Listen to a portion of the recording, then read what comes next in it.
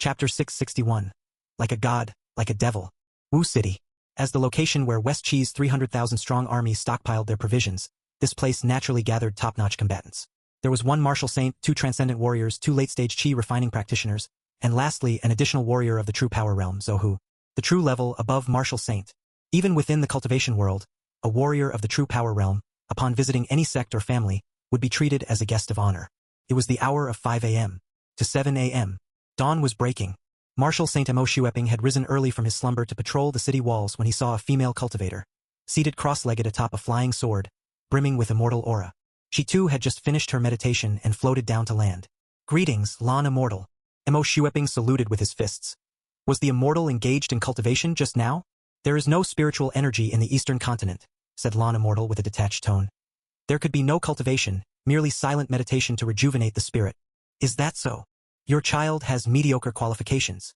Lan Immortal replied coldly, barely deigning to look at him directly. For my Luia Valley, he is dispensable. So, it all depends on whether the immortal is willing to help, doesn't it? Mo Shueping said with a smile. My child may lack in many aspects, but he has one outstanding trait, filial piety. Should the immortal be willing to take him as a disciple, my child? No, our whole family will certainly repay the immortal's kindness in the future. Seemingly already inclined, or perhaps just to shut out the nuisance, Lan Immortal finally said with slight impatience. Fine. After the battle ends, I'll give the boy another chance. Perhaps he can join the immortal sect as a servant disciple. But if he doesn't pass the test, don't come bothering me again. Very well, thank you, immortal. Overjoyed at her words, Mo Shueping exclaimed. The battle will soon end. I've heard that in Mang Mountain, there are spiritual beasts roaming about. I will risk my life if necessary to capture one for the immortal to try something fresh. Boom! In the midst of their conversation, the whole city suddenly began to tremble. What's going on? Could it be an earth dragon turning over? The soldiers on the walls, who had been on night duty, started discussing among themselves. Whistle! Just then, a black hawk flew over. It looks like it's from Immortal Master Han. Mo Shueping hurriedly caught it and took the secret letter from the black hawk's body. As he read it, his pupils shuddered. Not good! Immortal Master Han says Chun Sansi is leading his army here and insists that we must protect the provisions. He also says he has broken through to the true power realm. Above Martial Saint, he shouted. Inform everyone. Gather immediately. Prepare to meet the enemy. The horn sounded. Soldiers from all over Wu City started to surge onto the walls. Meanwhile, the shaking of the city persisted. The soldiers struggled to understand. Could it be the commotion Chun Sansi is causing with his army? Impossible. Mo Shueping bellowed. Immortal Master Han said, at most, they have only 20,000 troops. We outnumber them, and Immortal Master Han is already leading a 300,000-strong army straight to Shang People's Gangyang Prefecture headquarters. All we need to do is to hold Wu City, and soon after, the Shang's 100,000 troops will be utterly defeated. This is the decisive battle. After this battle, we, the garrison of Wu City, will be the greatest contributors to the Qi, with everyone being promoted 3 ranks. Brothers, to meet our enemy, human martial saint, there has never been a coward. After a brief shock, Mo Shueping regained his composure and, while rallying the troops to face the enemy, dispatched messengers to summon the true power realm warrior Zhou within Wu City. He himself took up a great spear and stood on the city walls, ready for battle. The tremors of the city continued, and outside Wu City, there was an inclined reverse slope. Tens of thousands of soldiers witnessed firsthand a vast dust storm sweeping in from tens of miles away. Within the billowing storm, there was an indistinct yellow earth dragon. Each of its rolls would make the earthquake and the city walls tremble. Beneath the dust storm were the densely packed soldiers of the Shang, bearing the flag of Hengzhe camp and one particularly dazzling general's banner, emblazoned with a golden character, Chan. An earth dragon. They can control an earth dragon. The earth dragon is turning over. The city garrison soldiers of Wu City had never seen such a sight. It's the heavenly book array. Mo Shueping quickly made a judgment. He had heard that those garbed in white robes had the power to influence heavenly phenomenon and the lay of the land, but had not anticipated that, instead of using it during their direct confrontation with the Wasteland Army, they reserved it for this moment. The dust roiled forward. Sand filled the sky. The armored soldiers of the Shang, the edge of their weapons, upon us. With the enemy drawing closer, and the earth's trembling growing more intense, the West Chi soldiers, though standing solidly within the city, felt as if they were in the midst of a vast ocean, poised to erupt into a grand tsunami. Perched upon a fragile skiff, they swayed on the brink of capsizing at any moment. Release the arrows. Roll down the stones and logs. Pour the golden liquid. At a single command, all the city's defense machinery sprang into action. A deluge of arrows rained down from the sky, disappearing into the rolling dust storm without a trace, making it impossible to see if it hit the enemy. Only the thuds of the catapulted boulders crashing to the ground provided any feedback. All means of resistance seemed futile, unable to stop the advance of the vast enemy army concealed within the dust storm, attacking the city. Roar! For miles away from the city, the sand-born earthen dragon suddenly accelerated, emitting a dragon's cry that rocked the wilds. Then it sped up, its dragon head charging straight for the city gates. Chapter 662. Like a god. Like a devil _2. Beneath the dragon head, there was a figure. It was a white robe. Amidst the yellow gale, the white robe moved fast as a sandstorm. One figure charging ahead, on his shoulder, carrying a siege giant hammer, its diameter a full 7 feet, extending more than 10 yards, meant to be used in combination with a massive siege carriage, yet now he carried it on one shoulder. Each step forward he took, the power grew heavier by a measure, the ground beneath his feet cracked, yet mysteriously there was a subtle force imbued within, even with the mountain-like siege giant hammer on his shoulder.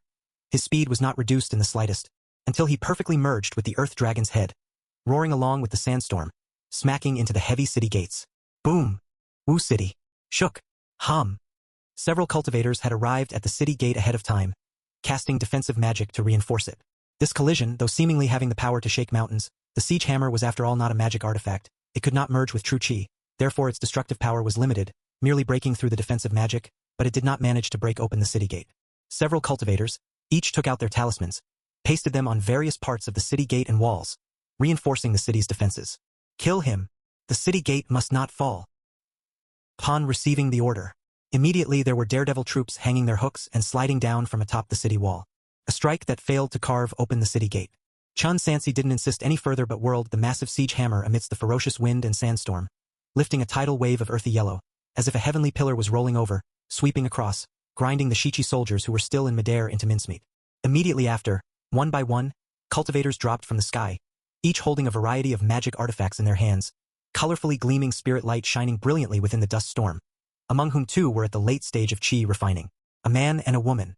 The man held a dark green banner, and the woman wielded a flying sword. Rumble. On the ground, the tiny white robe holding the heavenly pillar turned direction, moving towards them, rolling with the yellow smoky sandstorm, covering the sky and tearing the air. Buzz, buzz, buzz. As the banner waved, blades made of condensed mana with the wind attribute shot out, covering the sky. Each one that fell shattered large sections of the heavenly pillar. In the moment before the heavenly pillar swept forward, the siege giant hammer burst outright, turning into splinters mixed with the dust.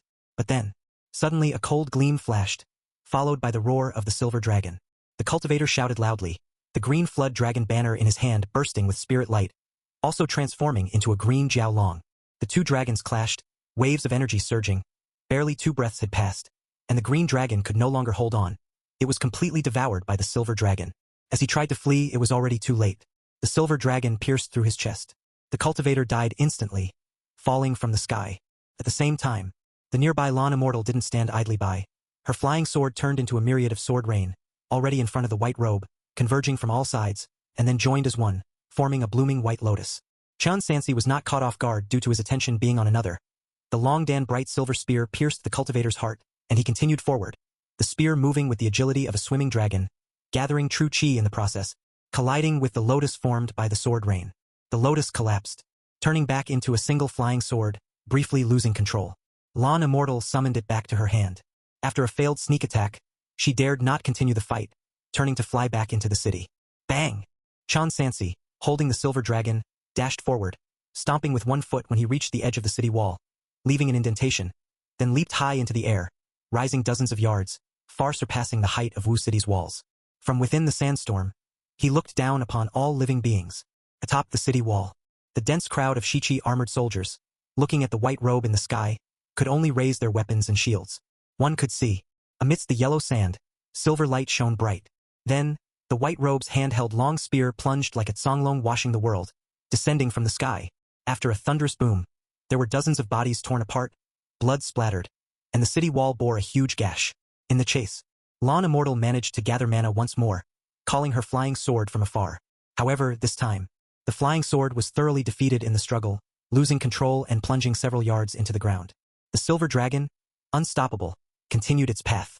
Next to them, Mo Shueping, holding his great spear, wished to lend aid, but it was in vain. He understood he had no place in a battle of this caliber. Just as the silver dragon was about to swallow Lawn Immortal, Bursts of golden light suddenly flared, blocking in front of her. That was an iron fist. The huge fist was like a weapon, its bark-like color swirling, contrasting starkly with the golden rings on his wrist, where purple runes lit up in succession, true power surging forth, slamming into the silver dragon with the might of a descending mountain. Clang! A crisp sound resounded, and the silver dragon was directly repelled. Chan Sansi felt as if a majestic mountain had crashed down upon him. His power vastly inferior, and even as his Vajra body, full of chi blood, was activated in an instant. He was still thrown backward, crashing down from the city wall to the ground, kneeling on one knee amidst the sweeping sandstorm. My husband! Lan Immortal let out a long sigh of relief. The two of them were indeed a couple. True power martial cultivator Zohu nodded slightly, then slowly walked to the edge of the city wall, ignoring the chaos of flying arrows and stones, peering down at the white robe at the base of the wall. His voice deep, carrying across the battlefield. Brother, why do you use true chi instead of true power? Could it be that you look down on me? Chapter 663. Like a god, like a devil _3. He had just received the message that this person had broken through to true power and had hurried here to exchange blows, yet he distinctly felt that the energy the other was using was still the chi of the transcendence realm, not true power. The difference between the two was but a single word, but the enhancement it brought about was a dramatic change. Perhaps magic cultivators might struggle to discern the difference, but for those who cultivated martial arts, such an error was inconceivable. There was no reply. In the midst of the blazing warfare, flames fused onto the long spear as the figure in the white robe leapt up once more, surging with fire, and ascended the city wall again. Zohu narrowed his eyes, observing that the flames did not seem to derive from the 5 elements breathing method but appeared to be ordinary fire instead. However, he remained fully vigilant. Implementing the gold element breathing method, the 8 scenic gods within him awakened simultaneously. Under their empowerment, his true chi transformed into true power, ultimately concentrating in his fists, gathering an increasingly lethal aura until it peaked and erupted forward with a punch. Boom! The figure in the white robe was once again repulsed beneath the city walls. This time, Zohu could be thoroughly certain. The fire. It was just ordinary fire. The person utilized. Indeed, true chi rather than true power. Even though the strength of the true chi was rare to encounter, it had not exceeded the boundaries of transcendence, likely still in the process of awakening the scenic gods. A bluff. Zohu was a pure martial artist. He knew nothing of war strategies, but he also understood that if there was a discrepancy with the intelligence received, it must be disseminated promptly. Send a message, tell Taoist Han Xiang. Chan Sansi is not a true power warrior. He is still stuck in the transcendence realm. He has not broken through. All right. Mo Shueping hastened to comply. How audacious you are. Under the gold element breathing method, the killing intent on Zohu grew tremendously. The divine might Vajra rings on his arms, sinuous as dragons, buzzing sonorously. For a mere transcendent to attack Wu City, you are far too dismissive of Zhou. The supreme military encampment of the Supervisory Banner Army. Ganyang Prefecture. As Wu City was engulfed in the thick of battle, the West Qi Army, numbering 300,000, had also arrived and was prepared to strike directly at the heart of the enemy, deciding the victor while both sides were devoid of provisions. Siege! Charge! The aligned forces of the West Qi Army, resembling an overpowering tidal wave, swept towards Ganyang Prefecture. Siege carriages led the way, with shield-bearing soldiers closely following, and catapults hurling ball after ball of fire at the city walls. From the sky, cultivator Zhu Gui spoke, Brother Han, I'm certain that by Chan Sansi launching a surprise attack on Wu City, he must have taken all the cultivators of the perfect realm with him, leaving at most one person to guard the city. You and I together need only slay that one, and the city will fall like a snap of our fingers. Han Xiang squinted slightly, gazing at Wang Jun atop the city wall, and calmly said, In matters of war, one must exercise caution, not assumptions. You take a few brethren and test the waters. If there truly is only Wang Jun, I will personally make a move. All right. Zhu Gui stood upon a giant maple leaf, wielding an icy blade in his hand, chanting spells that abruptly accelerated his speed until he reached the city wall in the blink of an eye, his blade cleaving fiercely through the air. Wang Jun was prepared. His flying sword burst with spirit light, positioning it to block in front of him, fending off the chilly blade. Sword and saber intertwined in a dazzling dance, mana and incantations clashed unseen, making it difficult to determine the victor for a time. It was at that moment. Lurking in the shadows, Chu Yuanxiang suddenly launched an assault, his sword flying from his grip, turning into a deadly weapon. You're here too. Zhu Gui furrowed his brow, swiftly crushing a talisman to summon an ice wall by his side. The flying sword struck. The ice wall shattered. But Zhu Gui managed to put some distance between himself and the two opponents. Just as Wang Jun was about to pursue, a surge of sword chi descended. It was Han Xiang's strike. His expression grave, he confronted the two from above. It seems, you both remain here knowing full well that I would lead the West Qi army to this place. But aren't you worried that Chan Sansi alone won't be able to capture Wu City in time, and instead, It will be you who fall first. Enough talk. Wang Jun bellowed and attacked with another spell. Han Xiang and Zhu Gui didn't clash directly with them, but instead engaged in a dance of evasion in the sky. After eliminating the highest combat abilities from both sides, the siege power of the West Qi army far exceeded that of the Shang dynasty, making this the most cost-effective and rational approach. Otherwise, with slight differences in realm between them, unnecessary casualties could occur. All they needed was to stall for time. Slowly but surely, they would take Ganyang Prefecture. Damn it! Wang Jun, like a kite being pulled in circles, could only helplessly watch more breaches forming in the city walls without being able to fight back. This state of affairs lasted for a full half-hour, until someone in the West Qi army received a letter and yelled to the sky. Immortal Master Han. A message from Master Zhou in Wu City. He says that Chen Sansi has not reached the true power realm at all. He remains transcendent, and all his previous actions were mere bluster. What? Han Xiang was visibly taken aback. He quickly deployed several talismans to repel Wang Jun and then widened the gap between them, contemplating the current situation. So it means, Chen Sansi led troops to Wu City, yet without a single fighter of perfect level? He's planning to withstand warriors of the true power realm with his own transcendent martial arts? Very well. Han Xiang considered him a freak capable of leaping mountainous chasms. But this fellow, how could he dare such a feat? Was he not afraid that if I didn't attack Ganyang Prefecture and instead went to aid Wu City? Then, in that case, wouldn't Chen Sansi be doomed? As a grandmaster of the art of war, how could he make such a risky move? Suddenly, in Han Xiang's eyes flashed a contemptuous anger. Chapter 664. Like a god, like a devil _4. He had thought, the white robe would be an excellent chess player. But now it seemed he was wrong. This person was just a reckless man who liked to take risks. Now that his true strength had been exposed, his end was near. Feeling confident, Han Xiang considered himself to be even stronger than Zhou Hu of Wu City. As long as he could get there in time, he would be able to kill Chen Sansi no matter what. With this in mind, he turned around and flew towards Wu City on his sword. Seeing this, Wang Jun wanted to chase after him. Stop him! Han Xiang disappeared into the sky, leaving behind only a command. Immediately, 4 or 5 mid to late-stage Qi refining cultivators surged forward to attack. Not everyone can overpower cultivators of the same realm. With so many cultivators attacking at once, even Wang Jun, who was of a lower realm, would need to take the situation seriously and could not escape in a short time. Junior brother, you must not leave. What do you care about Chen's life or death? Not far away, Chu Yuanxiang, who was still entangled with Zhu Gui, shouted, If you leave, what am I going to do if they all attack me together? Wang Jun felt nothing but irritation. The opposing cultivators outnumbered his own. If he left, Chu Yuanxiang would not hold out under the siege, and then Ganyang Prefecture would be in grave danger. Furthermore, the orders given by Chen Sansi before he left were to defend Ganyang Prefecture at all costs. After much consideration, Wang Jun ultimately decided to stay and defend the city. As for what happened to Wu City, it was now up to Chen Sansi himself.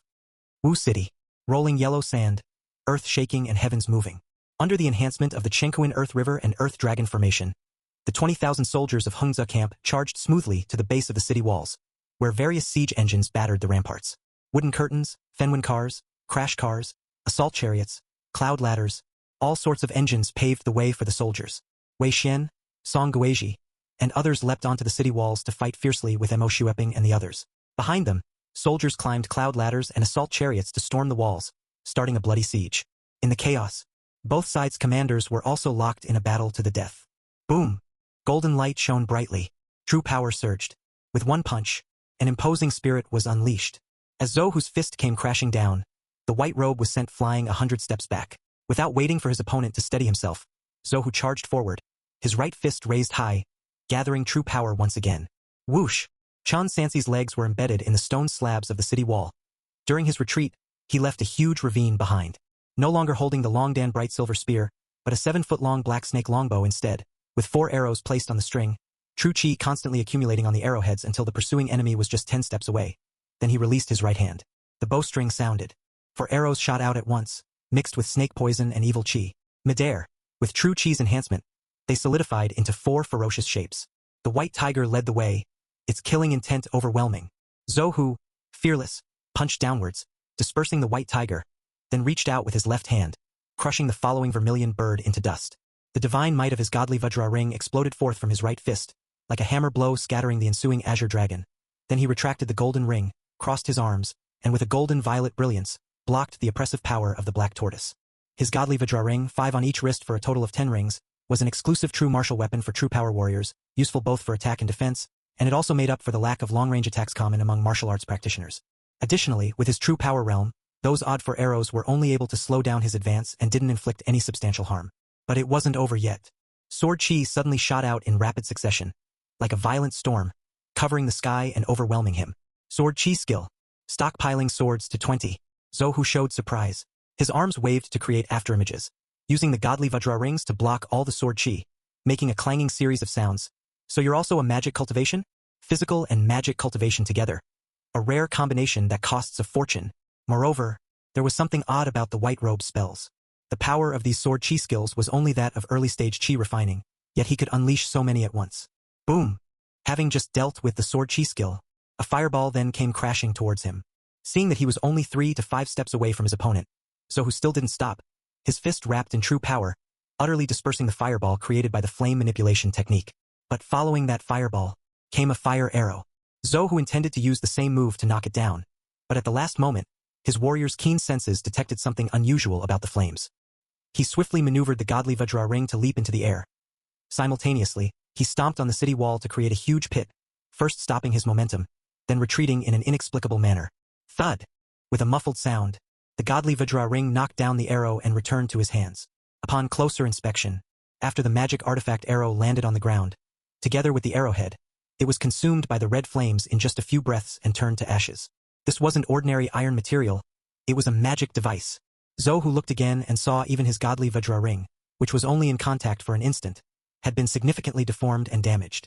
If it hadn't been for a true power realm weapon of higher quality than a mid-grade magic device, the damage would have been much worse. What kind of fire was this? Elixir fire? No. The temperature was even higher than a regular elixir fire. This fellow is incredibly cunning. But it all ends here.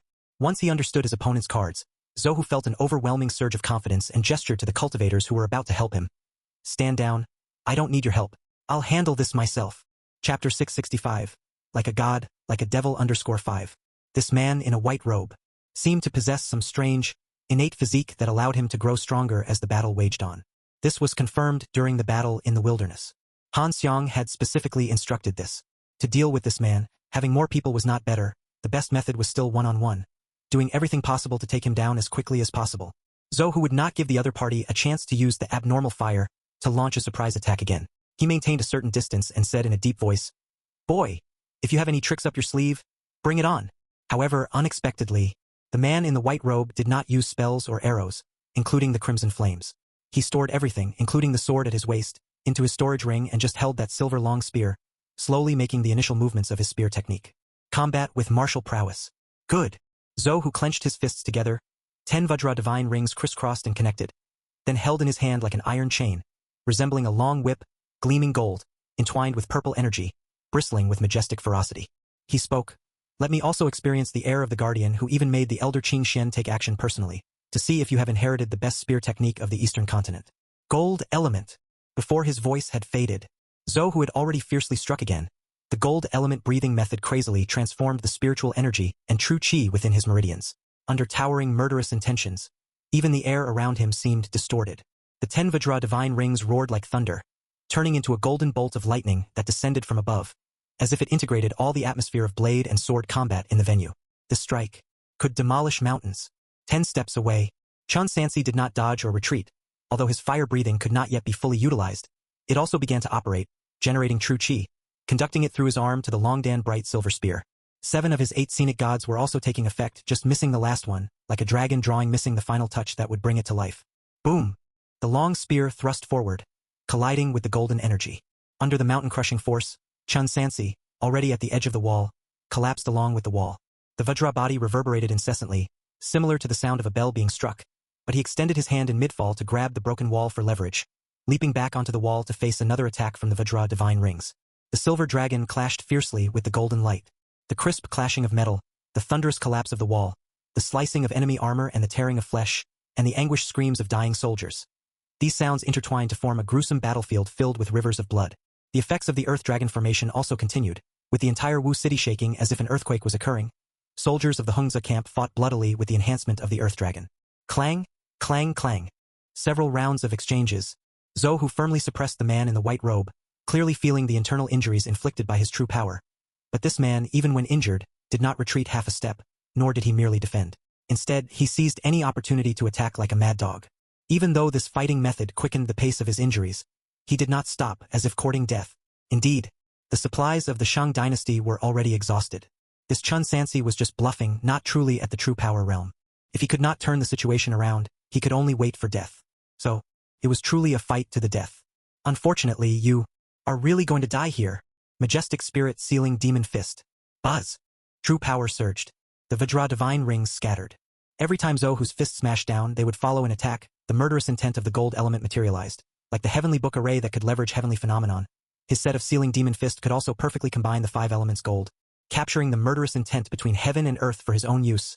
Able to demolish mountains, part seas, destroy cities, obliterate heaven and earth. Each punch landing made the man in the white robe and the silver dragon slide back several meters through the storm of debris. A trickle of blood also gradually spilled from the corner of his mouth.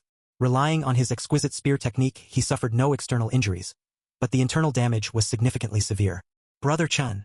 Not far away, Wei Xian wielded his giant blade, splitting the head of a martial saint in front of him like splashing ink, then attempted to go assist, but immediately 2 cultivators stopped him. The others, like Song Guizhi and Wang Ji, were also in similar situations. Boom! Zohu pounded down another punch along with the Vajra divine rings, a full-force blow, continuously damaging the main gate of Wu City, which was now battered and on the verge of collapse, as if it could crumble at any moment. His expression was solemn, mixed with disbelief. You're still not dead? Only to see. The evidently injured man in the white robe still stood resolute with his spear. Far from falling, he instead seemed to be growing stronger with the battle. It was clear he should have been severely injured, but apart from the trace of blood at the corner of his mouth, there were no other signs. It was as if he had suppressed all injuries within his body, completely disregarding them. Moreover, Zohu could feel that his sealing demon fist had been thoroughly figured out. The other party could always predict his next move. What made him most uneasy was Chun Sansi's calmness. Yes, calmness. From the beginning to the end, Zohu relied on his realm to suppress the opponent. Even if the man in the white robe was a prodigy, capable of figuring out his fist technique so quickly, there was still a substantial gap in hard strength. But this man gave the impression that he was certain to win, thus his extraordinary calmness. And that look in his eyes, the way he looked at him, did not seem to be looking at a living person. Chapter 666. Like a god. Like a devil _6. Could it be that this person still has a trick up his sleeve? Zohu's plan for a swift and decisive victory had fallen through, and he grew increasingly anxious in his heart. Knowing that if he delayed a few more turns, his opponent might become even more troublesome, he resolved to make a painful sacrifice to kill the opponent at all costs. But it was at this moment. Above the heavenly dome, a figure in a long robe flew on a sword. Han Xiang. Han Daoyu. Overjoyed beyond measure, Zohu hastened to shout, "This child is an extreme fiend. Taoist friend, assist me."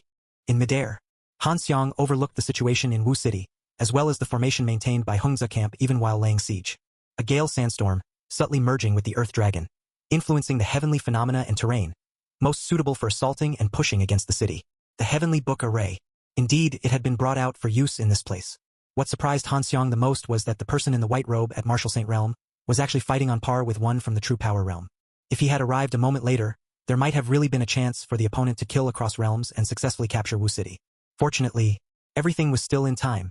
The one in the white robe, he was ultimately taking risks. A military family that gambles with danger will one day fall completely, dying without a place for burial. In flight, Han Xiang had already begun sealing and casting spells, talismans transforming into streaks of light merging into the sword radiating cold gleam. Dharma seals echoed with the inscriptions on the sword, with the sword light swelling continuously. To strike was to unleash full power. If indeed, the one in the white robe possessed the bizarre constitution of growing stronger with each battle, then one could not afford to give him the chance to continue the fight. After all, he was from the Transcendence realm and already injured. If he and Zohu struck with all their might, even if they couldn't kill him, they could still render him incapable of resistance.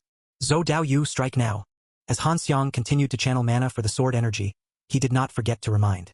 Without needing his prompt, Zohu was already charging towards the white robe, his right fist gathering power, with the divine might of the Vajra circle flashing gold and purple. Neither of them wasted any words. They only wanted to swiftly slay the formidable white robe. Damn it! Watching the scene, Wang Ji, who was entangled with a chi-refining middle-stage practitioner, directly traded injury for injury, cleaving the cultivator in two with a single strike. Then stepping on Zhu Tong's shoulder, he leapt up, layers of true chi stacking, and the MO blade trembling continuously, ready to intercept the military immortal from Luoya Valley. Han Xiang's mind was solely on the white robe. How could he allow for distractions? His right hand continued to power up the flying sword, while his left hand tossed out a black chess piece. The chess piece, the size of a fingertip, suddenly enlarged in the air, smashing down like a mountain. Wang Ji spat out blood on the spot and crashed back into the chaotic army. From then on, no one else could stop their pincer attack. After gathering full power, Han Xiang hovered above Wu City, with the sword light pouring down like a galaxy. One sword tore through the sandstorm shrouding the city, creating a gap as if splitting the heavens. On the other side, Zhou Hu's sealing demon fist also smashed down mightily, with the force to split the earth, opening the heavens, cleaving the earth. One after the other, in an instant all landed on the city wall and on the body of the white robe. Boom rumble. Mana and true power intersected and surged, coupled with the Chenquan earth and river earth dragon formation. The city wall, which had already suffered severe damage, could no longer hold and collapsed around the white robe as the center, creating a chasm-like gap. At the edge of this chasm, first several large bricks fell from the wall, followed rapidly by spreading collapse, with bricks continuously breaking off and falling. Countless fragments of stone from high places crashed down. The impact noise deafening, the ground trembling violently and wailing, gravel flying in the air, debris splashing in all directions, and the city wall, as if torn apart by a remorseless giant hand, was reduced to a ruin of despair in an instant. The entire northern wall had collapsed. Countless soldiers fell in the process, either dying on the spot or turning into flesh paste beneath the crushing boulders. The battlefield, which had been bursting with the roar of combat, suddenly quieted down. Huff! Above the ruined walls, the divine glow of the Vajra bracelets on Zhou Hu's wrists gradually dimmed. Facing the fog-like dust at his feet, he took a long, heavy breath. It was finally over. As a martial cultivator himself, he had experienced countless skirmishes, big and small, but he had never encountered such a tenacious opponent. Suppressing an entire realm of power had been so difficult. The white robe is dead. Zhou Hu's voice boomed like thunder. You all might as well surrender without a fight. Perhaps you can still save your lives. General? General? The soldiers of the Hongzhe camp witnessed this spectacle. Far from falling into panic and collapse, their killing intent actually soared several times over in a short period. Ah! Damn your ancestors! Brothers! Let's go all out against them. Just then, the soldiers of the Hongzhe camp completely entered a berserk state. Disregarding everything, they gripped their weapons, maintained their formation, and charged towards the true power warriors. Sun Buqi, Yuji, Yulai, Chu Shixiang, Xiaozong, not a single one moved back half a step. What's going on? Zhou Hu's eyes widened in disbelief. In matters of war, shouldn't the army immediately collapse after the death of the commanding general? How could there be an army capable of not breaking even in death? Are these mere mortals? Could mortals possess such a willpower? Good. After a brief moment of shock, a fierce killing intent surged within Zhou Hu. The white robe was dead. There was no longer any threat. What followed was nothing but a one-sided massacre. Zhou, hurry, he's not dead yet.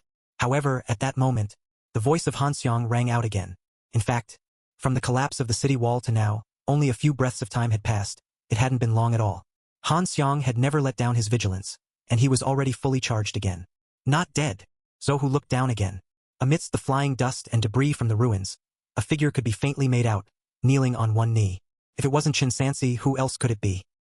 He was holding the Longdan bright silver spear, slowly rising in the storm, the white robe fluttering wildly in the gale, his expression obscured by the dust. One could only witness waves of indescribable power, rising from Qin Sansi's body. He spoke, his voice like that of a deity, trembling the heavens and the earth. Fire! Element! Fire element! Amidst the gray haze and pervasive dust and stones, from the eyes of the white robe, even from all his orifices, suddenly burst forth intense flames that twisted, writhed, and leaped non-stop before rapidly spreading to encompass the silver dragon spear. Within the dust, with flames winding around him, he was like the fire god descending, diabolic and divine, breaking through true power. Dragon Scripture, Fire Element. Chapter 667. Killing Soldier Immortal, Taking Mang Mountain. Among the ruins of broken walls and shattered battlements. On the gun blade of Qin Sansi's silver spear, the power released by Han Xiang and Zhou Hu still lingered, emitting a faint hum. In his mind, the already extremely familiar Dragon Scripture became even clearer. In the midst of the bloody battle and strategic contest, the last of the 8 scenic gods in the upper part finally began to awaken slowly. From within the white robe, a burst of red light erupted. The god of tongue, named Shiliangji, styled Dao Qi, 7 inches long, dressed in red. The 8 scenic gods in the upper part awakened. At that moment, all 8 scenic gods awakened simultaneously, connecting like unblocking acupoints, allowing the divine power within the body to be reborn. The breathing skill was deployed, the spiritual energy hidden within the meridians. Under the transformation of the 8 scenic gods, It seemed to form the 5 elements and 8 diagrams within the body, turning spiritual energy into true power, then through a special breathing skill, igniting the misplacement of the 8 diagrams to call forth blazing flames. The fire breathing technique. Cultivation technique. Dragon scripture. True power early stage. Progress. 0/500. Utility. Lee fire. Lee fire. The power of the 5 elements, transforming spirit into fire. Breakthrough. True power realm. Fire snakes surged out from the 7 orifices and climbed onto the Longdan bright silver spear. Chun Sansi, standing atop the sandstorm, was like a fire god. A breakthrough amidst battle? Zhou, whose pupils trembled violently as he witnessed this scene. It was only now that he finally understood what was wrong during their previous exchange. This guy had been using him for training all along, utilizing their combat to cultivate in order to achieve a breakthrough as quickly as possible. From the very beginning, he was just a training post. This is too much. Zhou, whose entire body, filled with the gold element's deadly aura, completely materialized, but at the same time, his expression turned even graver. Previously, even suppressing a whole realm higher, he had still been unable to quickly kill him. Now that the opponent had achieved a breakthrough amidst battle, the situation was likely to become even more troublesome. Chun Sansi. In the sky, Han Xiang's cold eyes revealed a disdainful anger. A leader of soldiers, daring to gamble with danger? Had I arrived just half an incense stick earlier, you would not have had time to achieve your breakthrough and would have definitely died under my sword. You have quite the nerve, gambling that I would first attack Ganyang Prefecture. You truly do not deserve to lead an army, let alone bear the prestigious title of Master of War. Gamble? Chun Sansi lifted his flame-filled eyes, staring directly at the military immortal. When did I ever gamble? A leader of soldiers, indeed, should not gamble with danger. Unless absolutely necessary, they would not stake everything on a wild bet.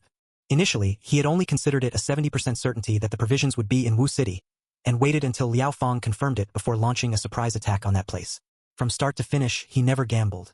No gamble. Han Xiang's eyes twitched incredulously. You mean, you were certain I would attack Ganyang Prefecture instead of coming to support Wu City? On what basis? Despite all his scheming, he could not understand. Attacking Ganyang Prefecture and supporting Wu City, from the perspective of the chessboard, both had a 50% chance of occurring. Why? I told you long ago. Chun Sansi's voice echoed between heaven and earth. Because your chess is dead, and my people are alive. Does a chess player care about the life and death of a chess piece? Without care, how would he come here to pit his life against mine? If you dare not risk your life, how can you triumph amidst danger? Han Xiang, you have calculated everything, yet you forgot the most fundamental point. There was a pause from within the white robe. As he spoke, his voice seemed like a decree from the fire god from beyond the 9th heaven, strikingly loud. When on a narrow path, the bold prevail. Han Xiang, from beginning to end, saw himself as a chess player outside the board, regarding the soldiers of West Qi as chess pieces. How could he care about the lives of his soldiers? Since he did not care, he would definitely choose to attack Ganyang Prefecture, which posed a lower risk to himself. Therefore, Chun Sansi's breakthrough amidst battle was both accidental and inevitable. Following his insight into the military immortal's flaw, a leader of soldiers, without the resolve to live and die with his men, how could he possibly achieve a surprise victory? A surprise force? He himself was the strongest surprise force. Han Xiang, listening to these words, had an unsettled expression on his face, contemplating something in his mind, which finally turned into greater anger, as he rebuked coldly. Stop your nonsensical prattle. Even if you've made a breakthrough to the true power realm, so what? You're already gravely injured, and the two of us together might still have the capacity to kill you. Taoist friend. Let's strike. The flying sword was fully charged. An overwhelming sword light poured down onto the ruins, as if the Milky Way had fallen from the 9 heavens. Boom! The dragon roared and howled. The silver spear, bolstered by the flames of true power, transformed into a fire dragon divine statue and soared to meet the sky, stirring true power, flames ascending. Thereupon it tore through the Milky Way, evaporated the celestial river. The sword light instantly disintegrated, leaving behind only trails of white smoke. Han Xiang barely maintained control of his flying sword, continuously casting spells and using talismans to recall it to his hand. Hit by the colossal force, he flew backwards hundreds of yards like a kite with a broken string, while at the same time, the air in front of him grew unbearably hot as the fire dragon that had torn through the sword light came straight for his face, drawing nearer and nearer. He formed seals with both hands and successively activated 5 defensive talismans, conjuring up 5 golden light barriers in front of him. These were all top-grade talismans. The fire dragon chased after him. Shattered, burst, collapsed, split. Accompanied by the sound of glass shattering, the barriers cracked one after another, until the 5th barrier barely managed to halt the fire spear's advance. But it held for only a breath's time. Fortunately, that brief moment was enough for Zhou Hu to act. The divine power golden hoop once again crisscrossed, transforming into an iron chain whip under the shimmering purple light, slashing down from the sky. Han Xiang also brought out a black chess piece and pressed it forward to suppress everything in front of him. Together, the two men struck. One blow came down, but after the loud noise, instead, they both were blown away by the terrifying true power. Chapter 668. Killing Soldier Immortal, Conquering Mang Mountain _2. Thud. Zhou Hu crashed into the ruins of broken walls like a fallen meteor, collapsing the last remains of the city wall with him. The clothes on his chest had turned to ashes, his flesh charred black, still emitting searing black smoke, evidently cooked. On the other hand, Han Xiang, with her hair crown scattered and black hair wildly dancing in the wind, summoned a chessboard just before hitting the ground to brace her fall. And the white robe, wreathed in blazing flames, fighting two opponents despite his severe injuries, seemed to do so effortlessly, landing steadily amidst the sweeping sand, his war intent surging even higher. Cough, cough. Zhou Hu brushed aside the rubble on top of him and slowly got up from the debris, suddenly curving his lips into a cold laugh that carried self-mockery and anger. All the uneasiness in his heart from earlier vanished in that moment, transforming into boundless killing intent. Good. Very good. It seems I, Zhou Hu, must face this trial. So be it. We martial cultivators defy the heavens. Our path has always been fraught with trepidation. Only by embracing death can we come to life. Only then can we advance further. Chun Sansi.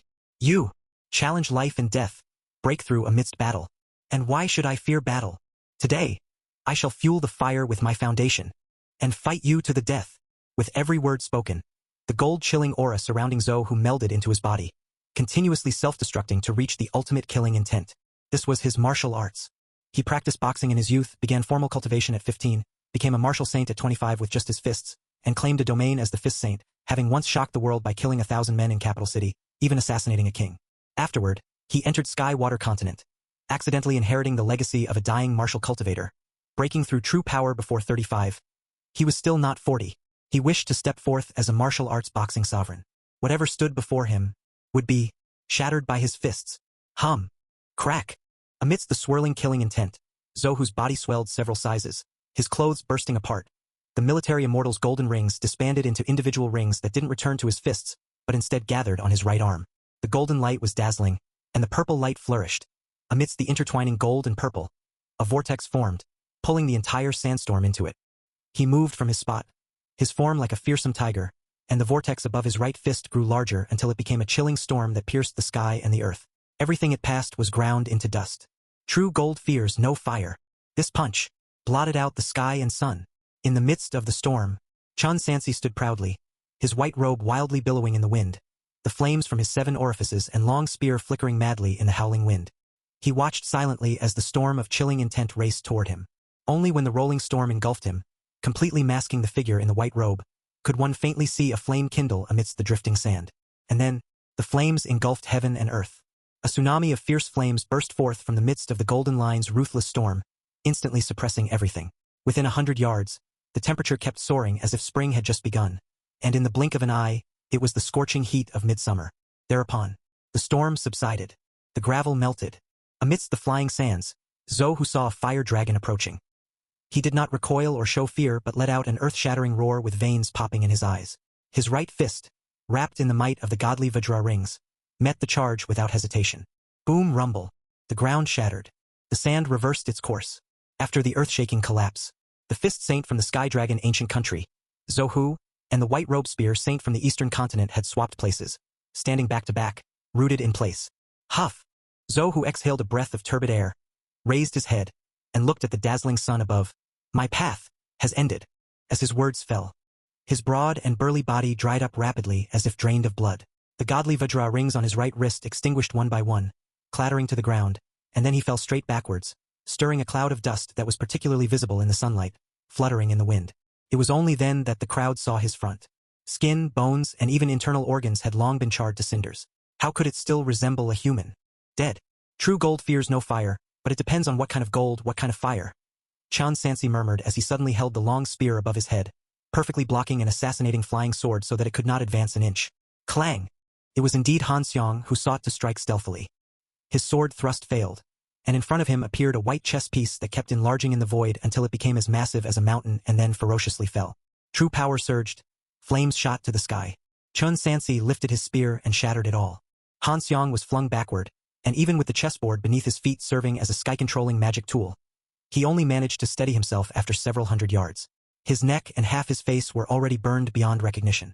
Enduring the agony of the fiery burns, his disheveled hair billowing, he made sealing gestures with both hands, the flying sword floated before him, and a black and a white chess piece revolved alternately around his body, reminiscent of yin and yang of the 8 diagrams.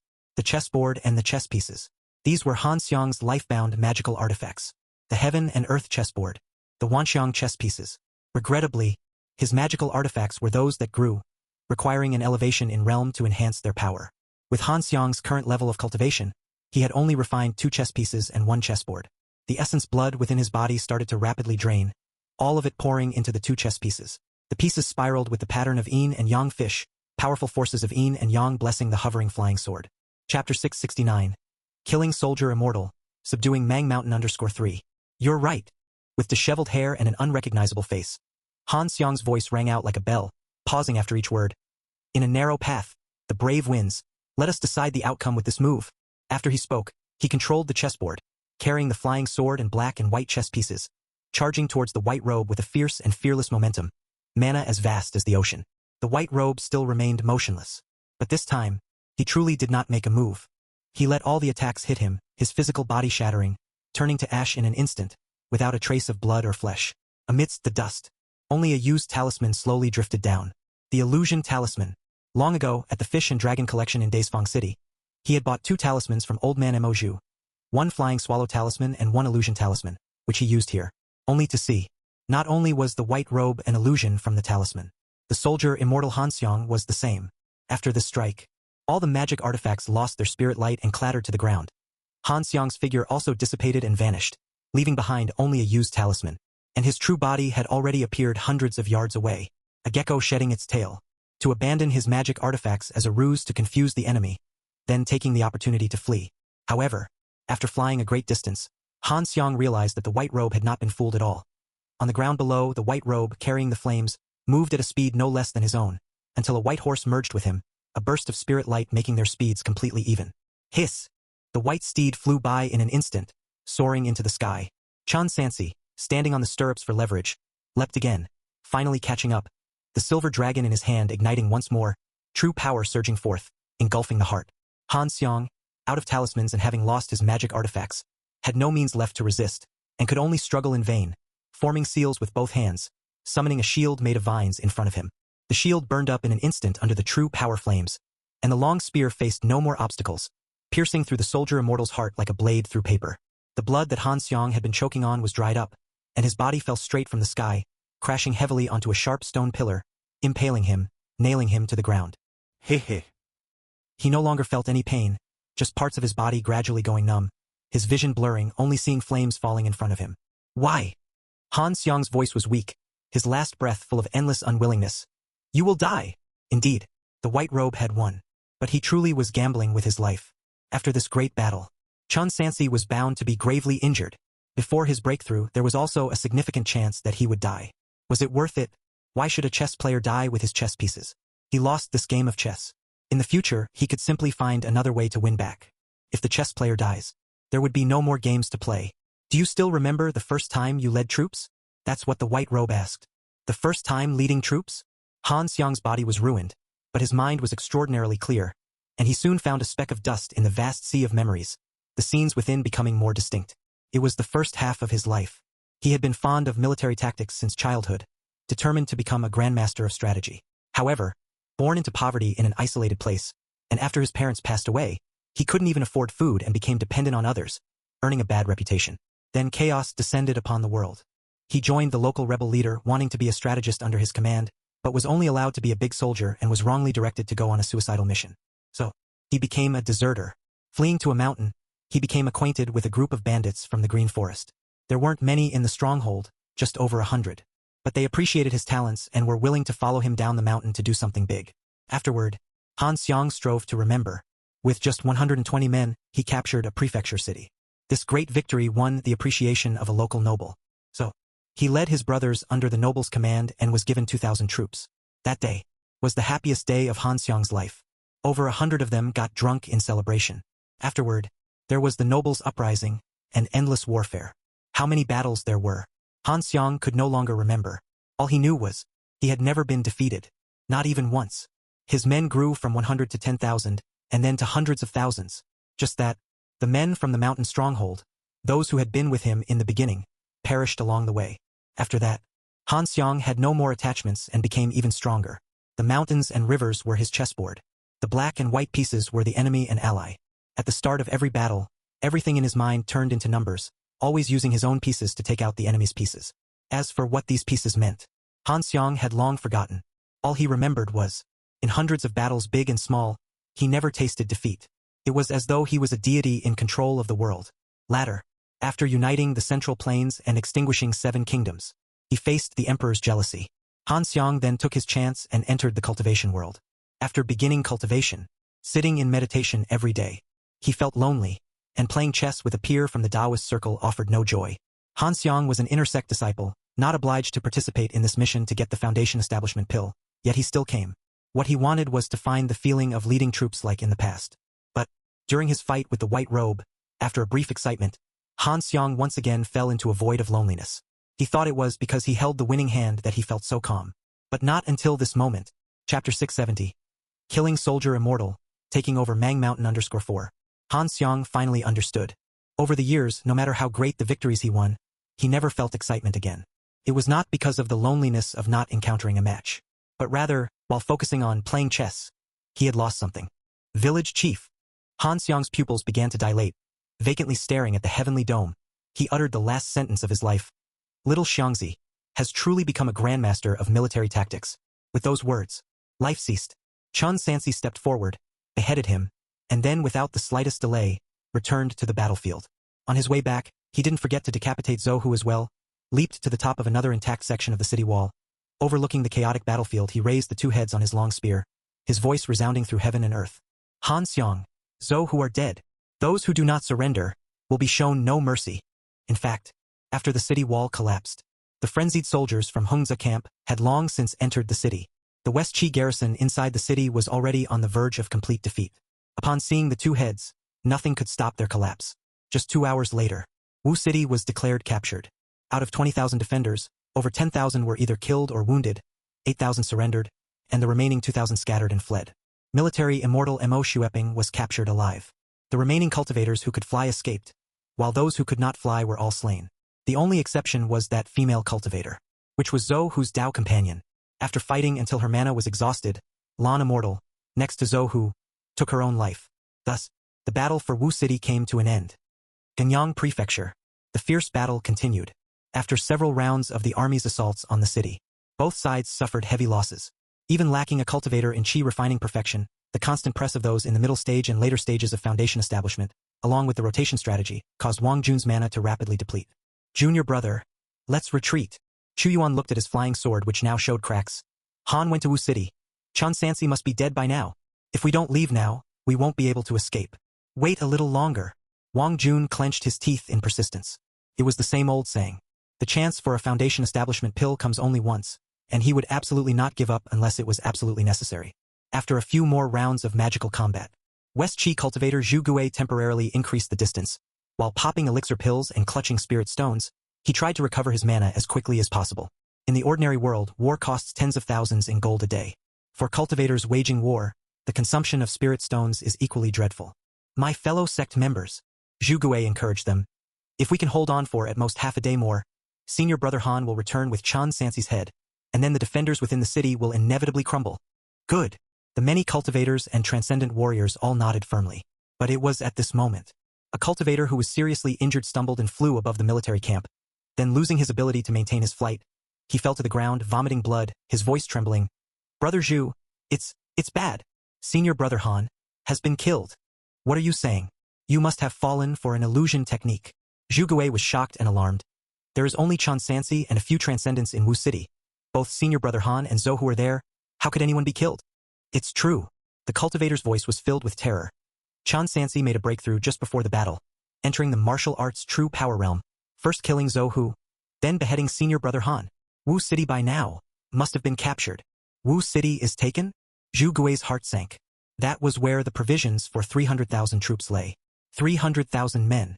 Without provisions, how could the battle be fought? Without food, The starving civilians of West Qi would revolt within 3 to 5 days. Brother Zhu, the cultivator spoke. After Chun Sansi entered the true power realm, no one was his match, and they might come to kill us at any moment. If we don't leave now, we will perish here. The many cultivators were in utter chaos. Retreat first. In the end, Zhu Gui made the decision. Retreat to the nearby cities for now. Retreat. The vanguard army that was still attacking the city was directly abandoned, the central army became the rear, and the rear became the vanguard as the West Qi forces retreated in a massive exodus. Atop the city walls. If you don't leave, I'm going to, Chu Yuan shouted out, then saw the West Qi army suddenly starting to beat the retreat. Shortly afterwards, they received the news. Han Xiang was dead. That Chun Sansi had indeed captured Wu City. Send a troop to pursue them out of the city. The two groups lying in wait outside and the forces inside Gangyang Prefecture City, pincer attacked from both sides, smashing the enemy forces and inflicting tens of thousands of casualties. Only after Han Xiang's contingency plan from before his death was heeded, did they stabilize the situation and took refuge inside a few nearby cities. Wu City. After the battle ended, a perfectly fine city had been reduced to ruins. My lord, Chu Shixiang, who was severely injured, hastily came forward, looking at the white robe with reverence, as if beholding a deity. My lord, what should we do next? Burn half of the grain and take the other half away, Chun Sansi ordered. Then the entire army will return to Gangyang Prefecture, waiting to chase down the crumbling West Qi army. Such large-scale warfare naturally could not end in a single night. Of course, with the grain gone, the follow-up was essentially just sweeping across everything without any setbacks. And within about 2 months, it was possible to push forward to the vicinity of Mang Mountain for a final cleanup. The army took the grain back into Gangyang Prefecture City. For several consecutive days, it sank into temporary tranquility. Capital City, Zhongjua Hall. Based on the calculations of time, the provisions at Guandu had been exhausted for half a month. The 150,000-strong army would either be completely annihilated or surrender to West Qi. With the Heavenly Mountains as the boundary, the entire western region had fallen into the hands of West Qi. Chapter 671. Killing Soldier Immortal, taking Mang Mountain _5. Your Highness, Ming Qingfeng reported. The 3 prefectures will be regained within half a month. Although it is too late to save the 150,000 troops, we can still ensure that West Qi is blocked to the west of the Heavenly Mountains, and they will absolutely not breach the Central Plains. In just 1 year, the hair of King Jin Chaohuan had turned mostly white. Good, I am aware, he said. Alas! Inside the hall, there was an air of dejection. 150,000 troops. 150,000. The territory of the Great Shang dynasty was vast and, if pushed, could indeed muster an army of 2.5 million, though most were assembled in the Central Plains and could not be sent on distant campaigns since the larger the force, the greater the consumption. These 150,000 troops were over 70% of the forces in the West. From now on, regaining control would be as hard as reaching for the heavens. And that Chun Sansi, although he was initially from the governor's mansion, he was ultimately a good general. If he had been transferred to the capital city, he could still have been used in future battles large and small. Instead, due to issues with provisions, he died at Guandu, a burial worthy of a duke. King Jin Chaohuan, holding his forehead, then sighed. That was also the emperor's wish. Notify the Ministry of Rights to prepare, and then attempt to negotiate with West Qi to see if they can send Chun Sansi's body back. Yes. After giving these orders, Chaohuan, at the beckoning of King Yan's gaze, moved to the back of the hall, his face full of worry, and said, Brother 12, I've already started preparing to take down the Yan party. Don't rush me. Chao Ji said, Brother 6, I am saying that preparing Chun Sansi's funeral now seems a bit premature, doesn't it? Oh, Chaohuan paused, then asked, what do you mean by that? The white robe is not dead yet. Chao Ji lowered his voice. I have already dispatched people to Guandu ahead of time, just waiting for the critical moment to bring him back. Brother 12, do you still have experts at your disposal who can engage at Guandu? Chaohuan was slightly surprised. If so, why did you not let the experts support him? Sending one more person, given the circumstances at the time, would have been merely a drop in the bucket. Chao Ji paused, then continued. But if Chun Sansi could be rescued, this man, who values loyalty and is furious over being wronged, will definitely serve Brother 6 from then on, becoming a major force in the downfall of the Yan party. That is true indeed. Chaohuan nodded thoughtfully. The governor's mansion was nominally still in existence, but the actual military power had long been divided and rendered almost nil. Even the Heavenly Strategy Camp, originally the personal troops of the old governor, had been thoroughly purged. Even within Chun Sansi's Hongzhi camp, people like Chu Shixiang had come from the capital city. If even the Hongzhi camp was gone, then he really would be completely devoid of military power. To establish himself in the court, one must seek support. On this occasion, King Jin Chaohuan had also managed to gain a general. Just as the two brothers were preparing to discuss how to gather evidence for their next moves, sudden shouts erupted from the front hall. Great news! Great news! The 10,000 miles divine eagle has arrived with urgent news from the front. Great news? What great news? Could it be that the three prefectures had been regained ahead of time? King Jin Chao Huan and King Yen Chao Ji hastily returned to the front of the hall. Just there, the hall, which had been filled with complaints just moments before, was now utterly silent. The Minister of War, Ming Qingfeng, holding the frontline reports in his hands, tears streaming down his aged face, shook uncontrollably, unable to speak. The rest of the cabinet, along with many civil and military officials standing behind him, after stretching their necks to read the report, showed similar expressions, either trembling or shedding tears, with some even crying out in shock. What is this? Chao Huan stepped forward. Could it be that Chen Sansi has done some heroic deed? If that was indeed the case, the Great Shang Court and the Bailiang Governor's Mansion would then be remembered as a remarkable story of a loyal minister throughout the ages. Your Highness! However, the Minister of War, Ming Qingfeng, finally stabilized his emotions and said with a trembling, impassioned voice, Guandu has won. Boom! Just 4 words. Yet they struck like divine thunder from the 9th heaven, causing King Jin Chao Huan to stand stunned on the spot. Even King Yen beside him was taken aback. Provisions? Had they not run out long ago? Even if they could maintain themselves through plundering and pillaging, it was unlikely that they could defeat West Qi's army of 300,000, right? Chao Huan was still in a daze. But Chao Ji had already rushed forward and grabbed the battle reports to read for himself. The Minister of War Ming Qingfeng exclaimed loudly, Your Highness! Half a month ago, following intelligence on the location of West Qi's food supplies, Chen Sansi led a surprise attack and broke through Wu City, killing the soldier immortal Han Xiang and the city's cultivators amidst the battle. Now, with West Qi's army deprived of provisions, they will surely collapse swiftly. Our forces just need to pursue them decisively, and we can recover the 3 western provinces, including Mang Mountain, within 2 months. The military immortal lost? The military immortal lost?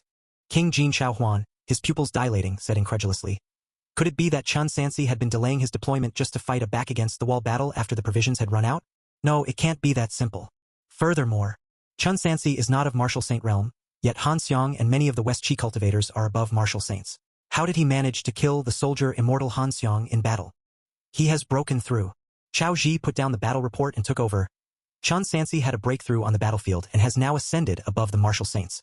In the realm of martial arts, except for the immortal masters, he now stands at the pinnacle of this world. Upon hearing this, the Zhongjue Hall once again fell silent. The faces of the officials, from excited to calm, then turned to apprehension. Sun Xiangzong had died only 2 years ago. They had not yet forgotten how arrogant that old governor had been at that time. Little did they expect that so soon, another figure above the martial arts realm would emerge from the Bailiang Governor's Mansion. Gentlemen, Chapter 672. Killing Soldier Immortal, taking over Mang Mountain _6. King Jin Chao Huan began.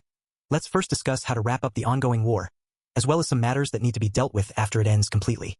Longevity Palace. 2 cultivators from the Shangyun sect immediately went to the Imperial Palace after entering the Eastern Continent through the transmission array. 2 immortal masters.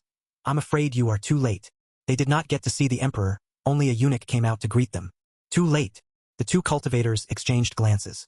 Ritual Supervision Chamberlain Huang Hong explained. Our Great Shang Court has exhausted all efforts, but sadly, we are running short on provisions. The frontline troops must have already fallen into a perilous situation. Heaven and earth ceiling limit.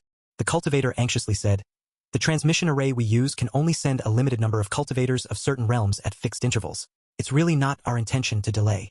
Indeed, his companion added. Our sect has already made contact with martial arts families in the true power realm, who should be arriving shortly. How could you not hold out for a few more days? 2 immortal masters. Huang Hong suggested. Why don't you head to Guandu right away? You might still make it in time to reinforce them. The 2 cultivators, not daring to waste another moment, quickly flew away on their swords. Your Majesty. Only after they departed did Huang Hong step into the hall. Your Majesty, the situation at the front is not favorable. He spoke gravely. A short while ago, Supervisor Chan set fire to communication letters that were colluding with the enemy, and he opened the granaries to stabilize the soldiers' morale. But this has led to an accelerated consumption of provisions, and as of today, our troops may have been cut off from supplies for half a month already. Alas! Behind the curtain, the voice of Emperor Longqing carried sorrow. Talented individuals returned to impoverished springs, forever separated by a heavy layer of earth. Alas, how lamentable! Please take care of yourself, Your Majesty. Prince Jean has already sent someone to Guandu to search for Supervisor Chen's remains, to ensure that he may return to his roots. Wiping away tears, Huang Hong said, The pressing matter at hand is for Your Majesty to calm your spirit and take the Foundation Establishment pill to break through in your realm, in order to protect this world. Luoya Valley. Emperor Longqing inquired. How shall we respond? Rest assured, Your Majesty. Huang Hong said. The contract brought by Zhu Guo was personally signed by an elder of Luoya Valley. They will surely keep their word and will probably deliver the Foundation establishment pill soon. Victory report. Outside the hall. Suddenly, the loud voice of another eunuch was heard. From where does the victory report come? Emperor Longqing asked. This servant will check immediately. Huang Hong quickly returned with the opened battle report in his trembling hands. Your Majesty, this good news. Chen Sansi has broken through above the martial saint level. Slain soldier immortal Han Xiong in battle formation. Led the troops to conquer Wu City, and battered the enemy army, all before our eyes. Behind the curtain, the emperor, who had been meditating cross-legged, suddenly opened his dragon eyes. Guandu, the fierce battle involving hundreds of thousands from both armies was reaching its final stages. In the year 76 of the Longqing era, on April the 12th, after Wu City fell, the West Qi army ran out of provisions within 10 days and had to retreat with all its forces. On April the 29th, at Gravel River, the West Qi army was ambushed and lost 20,000 soldiers, with Deputy General Gong Yu dying in battle. On April the 30th, all cultivators of the Luoya Valley abandoned West Qi. While crossing the Luo River, the West Qi army was pursued and attacked, losing 50,000 soldiers. 6 generals, leaving their helmets and armor behind, and the pile of corpses, along with various weapons, nearly blocked the flow of the Luo River. May 20th.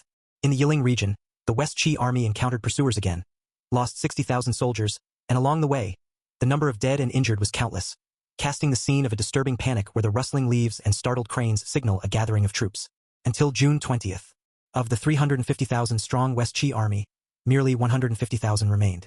Under the perfect retreat orchestrated by Zhong Wuxin, coupled with the return and assistance of cultivators following orders from their sects, the army managed to fall back to the west of the Great Wall. Only after receiving reinforcements there were they able to stabilize the situation. Thus, the Great Shang army recaptured the entirety of the West territory. Along the way, Chen Sansi also pocketed the war trophies from the numerous battles, including the magic artifacts of Zhou Hu, Han Xiong, and others, amassing as many as 12 storage bags. However, he was also nursing his wounds. Transcending mortality and reaching the true power realm marked the divide between immortal and mortal. Chen Sansi stood unyielding against a true power warrior but at a cost. Even though he could have won a one-on-one fight if it had dragged on, he sustained severe internal injuries, making it the most significant injury he'd suffered since starting his martial arts cultivation. Of course, he only needed to rest and recover for a while, with no serious impediments, and it did not hinder his cultivation of the swallowing fire technique. Cultivation technique. Swallowing fire technique. Qi refining third layer. Progress. 122 out of 800. Chen Sansi only needed to command from the headquarters of the Central Army, delegating all other matters to Wang Jun. For the hope of getting a foundation establishment pill, this man worked tirelessly, busier every day than even Tong Xiaochu. Finally, the army pushed westward relentlessly, and they arrived at Chongming Prefecture. Here, in the Mang Mountain region, stood the largest and most formidable prefecture city. Once the army stationed itself here, it meant the complete consolidation of Mang Mountain and the seizure of this ancestor vein. Chen Sansi observed carefully using the Qi observation skill, even personally surveying the mountains, and found no outflow of spiritual energy from their peaks. Obviously, the revival of a spirit vein was not an overnight occurrence. The spirit vein at the ends of the earth was still in slumber, except that his master had directly unearthed it from deep underground. The spirit vein now in hand, there wasn't a need to worry for the time being about Luoya Valley aiding the West Qi army in raising troops, but the Shangyun sect was probably not much better. These concerns, however, were not for the present moment. As his thoughts wandered, an imposing and grand city emerged before his eyes. The vanguard had entered early. Now the city gates were wide open, welcoming the arrival of the main forces. Upon the city wall, a figure in a white robe, holding a wine jar, stood high up, tipsy. His voice echoed powerfully. Without me, the white-robed strategist, your tens of thousands of soldiers would have been reduced to mere bones in tombs by now. How else could you have claimed such a grand victory today? Chen Sansi in black robes, am I right? You are right. Chen Sansi replied calmly.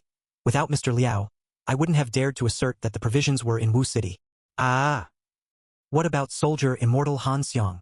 And supervisor Chen Sansi? One fell for my brilliant strategy. The other relies on me for winning battles. After over a year of pent-up humiliation had dissipated, Liao Feng was in high spirits. He took another gulp of wine and then, looking down at the figure in a white robe on a white horse, his brows furrowed as he shouted sternly, "You whelp, Sansi! How dare you wear a white robe and ride a white horse before me? Have you forgotten your promise that under the heavens, there would be only one white robe, belonging to Liao Feng, the white robe strategist? I haven't forgotten." Chen Sansi dismounted and proceeded on foot, as a sign of respect. He felt indifferent towards this man, but since he had contributed to their victories, as long as he didn't breach military discipline and only sought some advantage in words, Chun Sansi didn't mind at all. You rascal!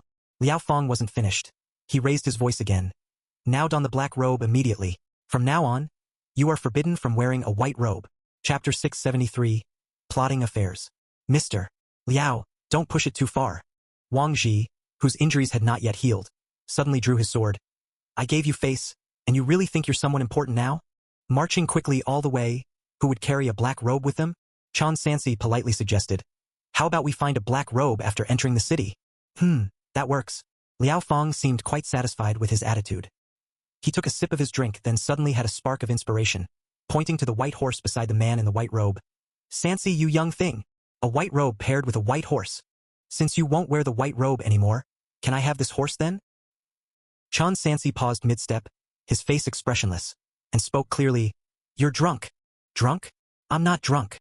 Liao Fong, growing even fonder of the white horse, pointed at the white robe and said, Sansi, you young thing. I saved the lives of over 100,000 people. How can you not spare even one horse for me? Pa! As he spoke, a figure looked around cautiously, sneaked away from the group unnoticed, then hunched over and climbed the city wall.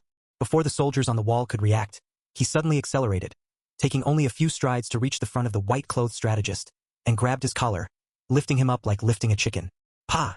How dare you insult my master in public? Old Zhu. Only then did Zhao Kong notice Zhu Tong had disappeared. He hurriedly tried to stop him. He's a hero, are you insane? To hell with him being a hero. Zhu Tong cursed anyone he saw, forcibly pressing Liao Fong's head against the city wall. You, who are you? Frightened, Liao Fong regained his senses, leaning on the city wall, and looking sideways at the man attacking him. He roared furiously. What arrogance! Do you not know Mr. Liao is about to become a duke in the great Shang dynasty? You dare to disrespect me.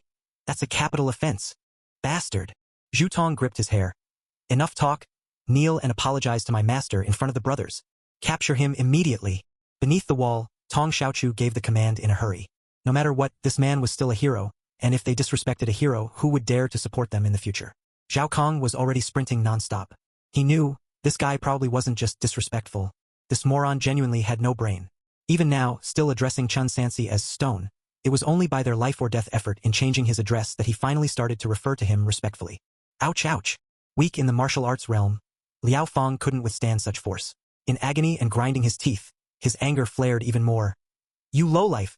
Even your master has to show me some respect. What gives you the right to talk to me like this? I think you might as well not make me kneel then. If you're so brave, then kill me? Do you dare? Do you dare? Ha ha ha. Crack. The laughter stopped abruptly. Under everyone's gaze, a black shadow fell, and with a sound akin to a watermelon bursting open, splat, gore scattered everywhere, raining blood and flesh from the city wall, splattering on the soldiers' armor outside the gate. Suddenly, atop the city wall, the white-robed strategist, Liao Fong, had his head smashed. Only a black hammer hovered in front of the spurting bloody stump. Zhu Tong had smashed his head with a hammer. A deadly silence fell over the crowd. What audacity! Tong Xiaochu's eyes widened. It was known that Liao Fong's merits had already been submitted, and his position as a marquis was practically secured. If he remembered correctly, this rough man seemed to be just a 1,000 captain from the Hongzha camp. A 1,000 captain had killed a marquis, and he was also the major contributor to the recapture of Mang Mountain. This was not just about risking his own life. It was practically dragging his entire family to their deaths. However, since it was a matter concerning the Hongzha camp, it was not his place to intervene. Chun Shui. Tong Xiaochu gave a salute and asked, how should this man be dealt with? Chun Sansi looked at the headless corpse, gently closed his eyes, and ordered, take him away and await disposal. Yes. Immediately, someone grabbed Zhu Tong and took him away. The farce came to an end. The army was thus able to enter the city. Sir. Zhao Kong and others arrived at the central army tent, pleading, they all say Zhu Tong deserves death, but must we really kill him? Old Zhu is just brainless. Yes, yes. Xiong Chuan chimed in. And to be honest, shouldn't Liao Fong deserve to die too? Whoosh! The tent flap was flung open, and Wang Ji strode in meteorically, saying, I just went to Liao Fong's residence and found several women, all of whom he had abducted after entering the city this morning. Oh! Chun Sansi put down the military petition in his hands. Are you sure? Absolutely certain. Wang Ji asserted confidently. I've brought the women to the camp, and they are ready to testify at any time. According to the rules of the Beiliang army, abducting women is also a capital offense. Zhu Tong just executed him prematurely. Exactly, exactly. The others hurriedly followed suit in agreement. After all, he's a marquis and a major contributor. Even if he is to be killed, it shouldn't be by his hands. Just detain him for now, and we'll deal with him after returning to Liangzhou. With these words from Chun Sansi, everyone immediately breathed a sigh of relief. All right, you may all leave. Chun Sansi waved his hand, dismissing them from the tent. The war had ended. According to the original plan, he needed to wait here for the Shengyun sect to take over Mang Mountain, and then he could return to Baliang. West Qi and Luoya Valley had been severely defeated. As for the situation in the Spirit Silence Cave in Nansu and Dongqing, he was also awaiting news from elder brother Fang Qingyun in the capital city. Daqing, Imperial Palace. In Qinghe Hall, officials gathered for an imperial audience. Your Majesty, a battle report has arrived from the front. Chapter 674 Plotting _2. Chun Sansi set the Wu city ablaze in April, then within 30 days severely defeated the West Qi army, slaying countless immortal masters. Now the cultivators from West Qi and Luoya Valley have all retreated back to their territory. The Ministry of War believes that our border troops should first withdraw back into our territory. Please, Your Majesty, make your sacred judgment. The report concluded. The ministers bowed their heads, silently awaiting the Empress's response. However, nobody knew. Seated upon the dragon chair behind the golden-orange curtain wasn't the Empress but their princess, Shun Shiji. Brother Shi has won again. Gu Xinlan controlled her tone, mimicking her younger sister's way of speaking. The voices of the two sisters were naturally similar, differing only in their presence. Her deliberate imitation was almost indistinguishable from the original. Withdraw the troops. Your servant obeys the decree. Besides this, your old servant has another matter to report. A military officer in a scarlet robe stepped forward and reported. During this border conflict with the Shang dynasty, although there has been no large-scale warfare, small-scale skirmishes have been occurring day and night. Both sides have suffered losses. It's worth noting that a certain Lu Ji from the Shang dynasty frequently slaughters our soldiers to perform the blood sacrifice for practicing his evil techniques. And this man is now nearly a demon. If possible, I hope your Majesty can dispatch a few immortal masters to find an opportunity to behead him. Otherwise, I fear we will face endless troubles in the future. Lu Ji, Gu Xinlan took note of this in her mind. Planning to inform her sister and brother Shi later, she signaled to the female official beside her. Understanding her cue, the female official stepped out of the curtain and, representing the emperor, relayed to the officials. If there are no other matters to be discussed, esteemed courtiers may withdraw from the court. The court session ended. Gu Xinlan headed straight for the imperial study room, a worried expression on her face. Ever since the Great Shang began warring with West Qi, with immortal masters rampant in the skies, it had been a long time since she last saw her sister, and she was worried something might happen. As she approached the imperial study room, she heard voices inside. They were probably discussing matters about the sect, master, foundation establishment pill, which Gu Xinlan couldn't quite understand. After a long while, a proud young cultivator walked out from the hall and flew away through the sky. Sister, come inside. The Daqing Empress's cold voice rang out. Gu Xinlan stepped into the hall. The room was filled with a faint fragrance, with golden curtains hanging from all four sides. In the silent and solemn atmosphere, the nearly 3-year-old Chindue was chasing and frolicking with a young spiritual beast. This spiritual beast was covered in white fur with golden horns on its head, resembling a dog but moving with the majesty of a lion. It was a rare creature indeed. Sister, Gu Xinlan spoke first. I heard your conversation just now. Are you leaving? The cold gaze of the Daqing Empress shifted from the frolicking young ones to the princess. She asked softly, Sister, do you want to come with me? I promised to take Due along. Gu Xinlan did not reply immediately. The Empress already knew the answer. Very well. The Empress slowly stood, her long black and gold gown trailing behind as she paced. Since Sister has her heart set elsewhere, I shall not insist further. Sister, you may pack your belongings, and tomorrow I will send you and Duhe back to Great Shang's Liangzhou. Gu Xinlan's eyes glittered as she quickly asked, Does this mean you're not planning to return? After the foundation establishment, being suppressed by the Great Tao, one cannot come to the Eastern continent. The Empress explained, However, if one day the ancestor vein revives and the seal breaks, I will be able to travel freely. That day should not be too far off. All right then. Understanding her sister's dedication to pursuing the path of immortals, Gu Xinlan changed the subject. If both sister and I leave, what happens to Daqing? Leave it to other members of the Shin family? Like other dynasties, they too had descendants of the imperial family in various states. How could those incompetents govern Daqing well? The Empress's voice was cold with a touch of scorn.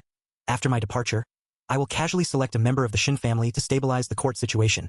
Thereafter the sect shall assume the role of state preceptor to assist in the governance. But rest assured, I have already explained to them that once the matter of the ancestor vein in the eastern continent is resolved, Daqing will belong to Sister and Duhe. Given the current dangers, it's better for Sister not to stay here for now. Entrusted to? Gu Xinlan was confused.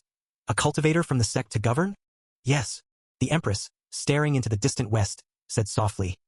The world has already drastically changed. Currently, the four nations of this eastern continent, except for the old emperor of Shang dynasty, are merely puppets of the sects from the Sky-Water continent. Gu Xinlan pondered. So the old emperor of Shang dynasty still has some tricks up his sleeve? He does have tricks. The empress emphasized. I just fear those tricks might be used against sister's family. Capital city. Zhongjua Hall. News of victory. In just over a month, there were monumental changes at the front. From daily distressing loss reports to continuous victory news. Good. King Jin, Chao Huan, finally released the frustration he'd held in his heart for over a year, summarizing. In this western expedition, although our great Shang court suffered heavy losses, we have managed to defend our territory and severely weaken the Qi bandits. Chen Sansi, the Minister of Revenue, Tian Guang, said, has once again established heavenly merit. Speaking of this, the atmosphere suddenly turned solemn. The Minister of Personnel, Yin Mingchun, seriously said, I wonder how we should reward the white robe this time. His contributions are immense. Tian Guang muttered. Any higher and he might soon become a state duke. Gentlemen, the Minister of Ministry of Industry, Yan Maoxing, interrupted everyone, stating, haven't we forgotten something? Starting from 2 years ago at Langjuxu Mountain, Chen Sansi repeatedly disobeyed orders. Chapter 675 Plotting _3. After Sun Xiangzong's death, when an imperial order called him to the capital, he was also full of excuses and delays. During this western expedition, he ignored the dispatch orders and the gold medal from the Ministry of War. Certainly, he had his own plans, but shouldn't there at least be some explanation? And repeatedly acting this way, could Chen Sansi have become accustomed to it? And if this continues, wouldn't he completely disregard the court's orders? In such a case, where would the court's dignity be, and where would the emperor's majestic authority be? Defying orders. Since ancient times, this has been the utmost taboo for officials in the court, especially for military officers. No matter how great the achievements one has made, means that he doesn't obey orders. A disobedient military officer, who also controls troops, is deemed unacceptable by any court throughout the millennia, not just the Shang dynasty. Additionally, Minister of War Ming Qingfeng added, the battle reports from the front lines clearly state that during the battle at Wu City, Chen Sansi used spells while fighting Zhou Hu, who is above martial saint, indicating that he is now an immortal master as well. But none of this has ever been clearly reported to the court by Chen Sansi. This is deceiving those above and misleading those below. In recent years, as the mystique of immortals gradually unveils, they are no longer so mysterious to everyone. Even if Chen Sansi had chances or methods of cultivation left by Sun Xiangzong, he should have voluntarily presented them to the court. Hiding them this way seems very much like he has ulterior motives. And to state it more severely, it constitutes the crime of deceiving the emperor. Gentlemen, King Jin Chao Huan began, Chen Sansi has after all made significant contributions to the great Shang dynasty. Even if some matters were mishandled, it's not as exaggerated as you all say. In my opinion, why not first summon him to the capital, and then discuss how to reward him? Would he be willing to come? Yan Maoxing said. After Sun Xiangzong's death, he was full of delays. If we forcefully summon him now, he is on the border with heavy troops. Well then, after careful consideration, King Jin Chao Huan said, I will first go and report to the emperor and let him decide. Longevity Palace. The serene palace resonated with ancient music. The sound of chime bells was crisp and profound, as if coming from the ancient years, intertwined with the moonlight, seeming as if the whole world retained only this quiet movement. The distant faint bell sounds accompanying the moonlight, flowing like water through every inch of the air. Congratulations, Emperor Dashing, on the great victory. Behind the hall by the lake, inside the pavilion, 2 cultivators, upon hearing the news, couldn't help but show joy. Among them, one was above the 14th layer of Qi refining in terms of magic cultivation, while the other was in the early stage of the true power realm in martial cultivation. It's possible to reach foundation establishment at the 9th layer of Qi refining, but some individuals, aiming to slightly improve their success rate in foundation establishment, cultivate up to and beyond the 12th layer. The 2 were cultivators rewarded by the Shangyun sect.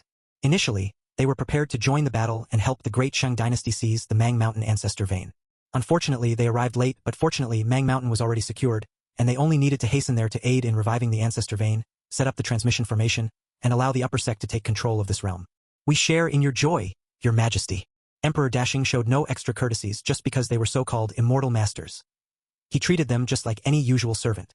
Rest assured, Emperor Dashing. The cultivator began. When the next transmission array starts again, someone will bring foundation establishment pills, presenting them to your majesty. Our sect will definitely keep its promise. Although the Mang Mountain ancestor vein has been secured, the bandits of Luoya Valley might not just give up. Emperor Longqing surveyed the 2 men and spoke unperturbedly. I am about to enter seclusion again soon, so I can't personally oversee the situation. There's no need for your majesty to worry about that. The cultivator said, Our sect has already hired an entire martial arts family that will soon take position in Mang Mountain to handle Luoya Valley and the rogue cultivators of Spirit Silence Cave. That is very good. Emperor Longqing waved his horsetail whisk. Someone, take these two immortal masters down to rest. Yes. Immediately, a eunuch from the West Factory came forward to lead the two cultivators away. After leaving the Longevity Palace, the martial cultivator mumbled. This man is so eager for the Foundation Establishment pill? After his breakthrough, wouldn't he be abandoning the kingdom he strived so hard to maintain for more than a decade? Not necessarily. The magic cultivator shook his head. It's said that he has a treasure capable of resisting the pressure of heaven's path, allowing him to remain safe in this realm even after Foundation establishment. To possess such a treasure? The martial cultivator exclaimed. If he establishes his foundation, won't he reach the pinnacle in the immortal path? He already has.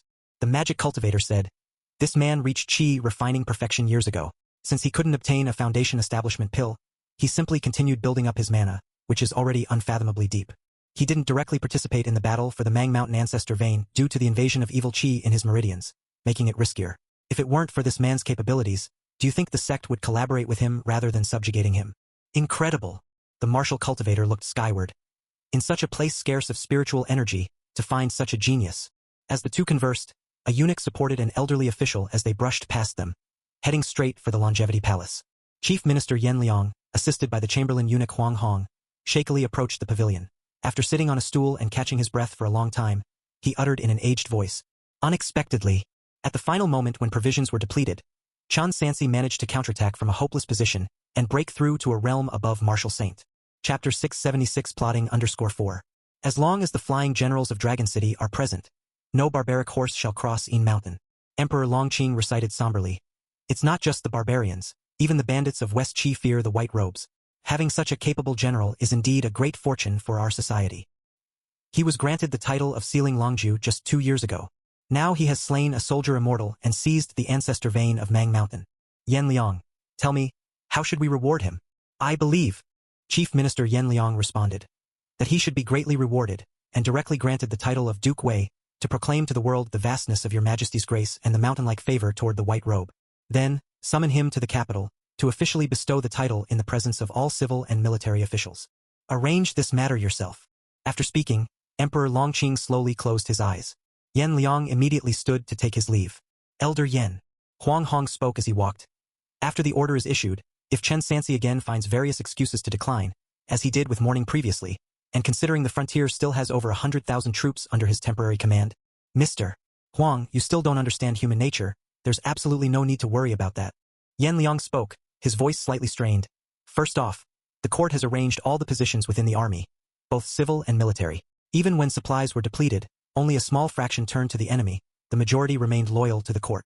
Second, having just survived a fierce battle, the soldiers of the command have barely escaped death from the hands of King Yama. How could they possibly burden themselves with the title of traitor and plunge into life and death struggles again at such a time? Lastly, let me put it bluntly, even Hongzha camp, whether Chun Sansi can fully control it is still questionable. Do not forget that Chu Shixiang and others were handpicked by us. Elder Yen has indeed considered thoroughly. Huang Hong asked, so what are the specific arrangements next? After pondering, Elder Yen, who had never commanded battles, laid out steps in a chess game that rivaled even soldier immortal Han Xiang. He spoke unhurriedly. If I remember correctly, currently, 2 batches of immortal masters are en route to Mang Mountain. Let them deliver the order, using Chun Sansi's need to recuperate as a pretext to remove his commander's seal, and trusting it to Tong Xiaochu instead. Next, send an immortal master to Liangzhou. His family is still in Liangzhou. He cannot disobey. After the withdrawal of Dongqing's forces, our army will also retreat to Liangzhou, just in case. Once all this is arranged, it would be time to issue the imperial decree to summon him to the capital. If he still disobeys, we have no choice but to take tough measures. Do not fear his retaliation. Once he has killed too many of the Bailiang army, he will also lose the people's heart and fail to pose a threat. With such a plan, he should be summoned to the capital within a few months. Once he arrives in the capital, with your majesty personally presiding, he will be like a tiger deprived of its claws. This loyal minister will have to comply whether he wishes to or not. He has no other choice. Elder Yen, your arrangements are meticulous. Huang Hong sincerely admired. Even if you abandon the pen for the sword, you would undoubtedly be adept at leading troops. Hee. I'm old. Soon I won't even be able to write simple lyrics. Elder Yen added. Also, the affairs of the 3 prefectures must be concluded cleanly. Rest assured, Elder Yen, I will handle it efficiently. Mang Mountain. 2 months passed. While waiting for the order, Chun Sansi did not neglect his cultivation. After several sleepless days and nights, he firmly set down the Long Dan bright silver spear. After many days, he still could not open up the next Jingshin. After stepping into the true power realm in martial arts, the difficulty of cultivation would exponentially increase, as advancing further was equivalent to reaching the foundation establishment stage in magic cultivation.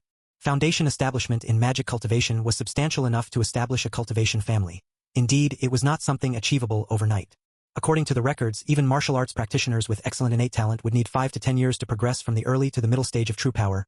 With the help of elixir pills, it would be somewhat faster. However, elixir pills for martial arts cultivation, as well as the materials, were rarely sold. At least, Chun Sansi hardly saw any in Daesfang City. The decline of martial arts, due to its resource consumption without increasing lifespan, was a natural occurrence, not to mention that reaching a certain height would also block further progress. True power realm. Chun Sansi's mind involuntarily thought of the Bai family he encountered inside the fish and dragon collection. The Bai family was a martial arts family. If every generation could have someone in the true power realm, they must possess unique methods like elixir pills. Perfectly, when he had some time, he would refine the required true martial pills, complete the trade, and pay them a visit. Cultivation technique. Swallowing fire technique. Qi refining third layer. Progress. 355/800. Upon reaching the third layer, the efficacy of the first-rank lower-grade elixir pills Yellow Dragon Pill also became increasingly minimal. He should also start crafting the mid-grade Clear Spirit Pill. Aside from this, he did not neglect the cultivation of various spells. Magic. Myriad Swords from Heaven. Second tier. Progress. 587/2000. Spell. Thick Earth Decision mastered. Progress. 218/1000. Skill Archery. Perfection. Third tier breakthrough. Progress. 516/2000. When cultivation had completed, Chun Sansi found a clearing amidst the mountains and took out a storage bag, pouring out a heap of spoils of war with a clatter. Having acquired a dozen storage bags after the battle, if outsiders saw this, they would reckon he looted more than cultivators in the cultivation world, almost like a mountain overlord of the cultivation world.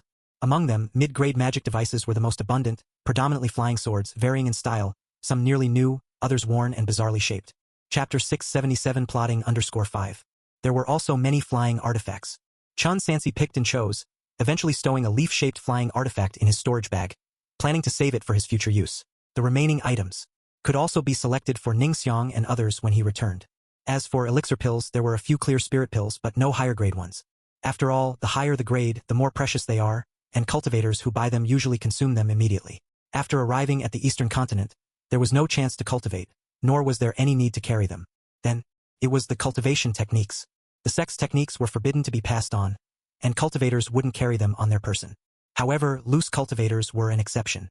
Chun Sansi found 2 sets of techniques on the elderly cultivator he had killed in the West Qi Vanguard Army. One was Golden Yuan skill, unfortunately only Qi refining technique, which he couldn't use after his fire spirit root had fully advanced and he reached foundation establishment. The other was sword control technique, applicable to all spirit root attributes and mainly suitable for sword cultivators. It wasn't much use to him, though it seemed it might be suitable for the simpleton. What interested Chun Sansi the most was a set of talisman arts left by Han Xiong, called True Talisman Manual, which contained many talisman drawing methods of the entire first rank and even some materials and a talisman pen.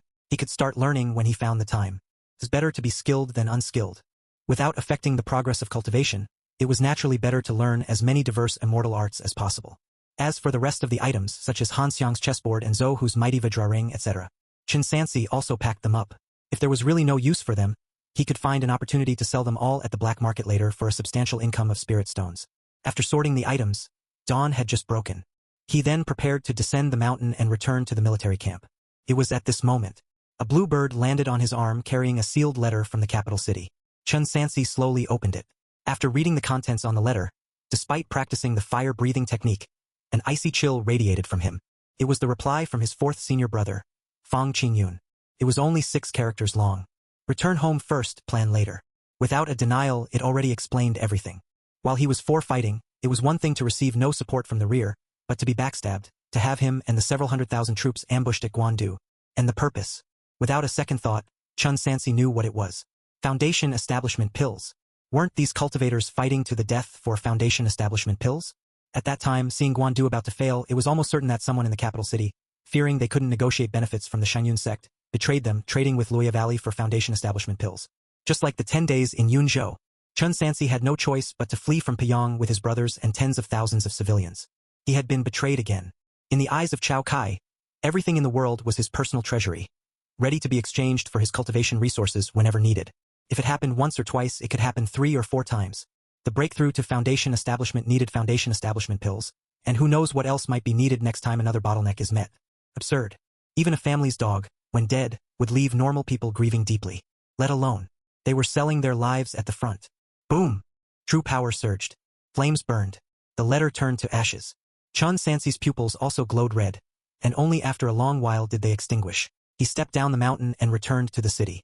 He estimated. Soon after, his military authority would be removed, replaced by more cultivators to take over the troops at Mang Mountain. Moreover, there was a shortage of food and fodder in the West Territory. Chun Sansi here couldn't make much difference. If the food supplies in Wu City had been kept, they would have faced a fierce counterattack from the West Qi army. Hunger causes a cornered beast to fight, that's why half was burnt, to minimize the casualties. To have one less death was to save a life. The most crucial point. Sun Li, Chan Yunqi, and nearly 100 others from the governor mansion were still in Liangzhou. The senior brother was right. Return home first, then plan. As expected. As soon as Chun Sansi returned to the camp, Zhao Kong approached him. Sir, 2 immortal masters have arrived, holding orders from the Ministry of War. I understand. He calmly entered the city. In front of the central army tent, the supervising eunuch Guofengjie had been waiting for a long time. 6 cultivators were standing behind him, all in the perfect realm. Among them were Wang Jun, Chu Yuanxiang. The rest 4 had arrived successively after the war ended.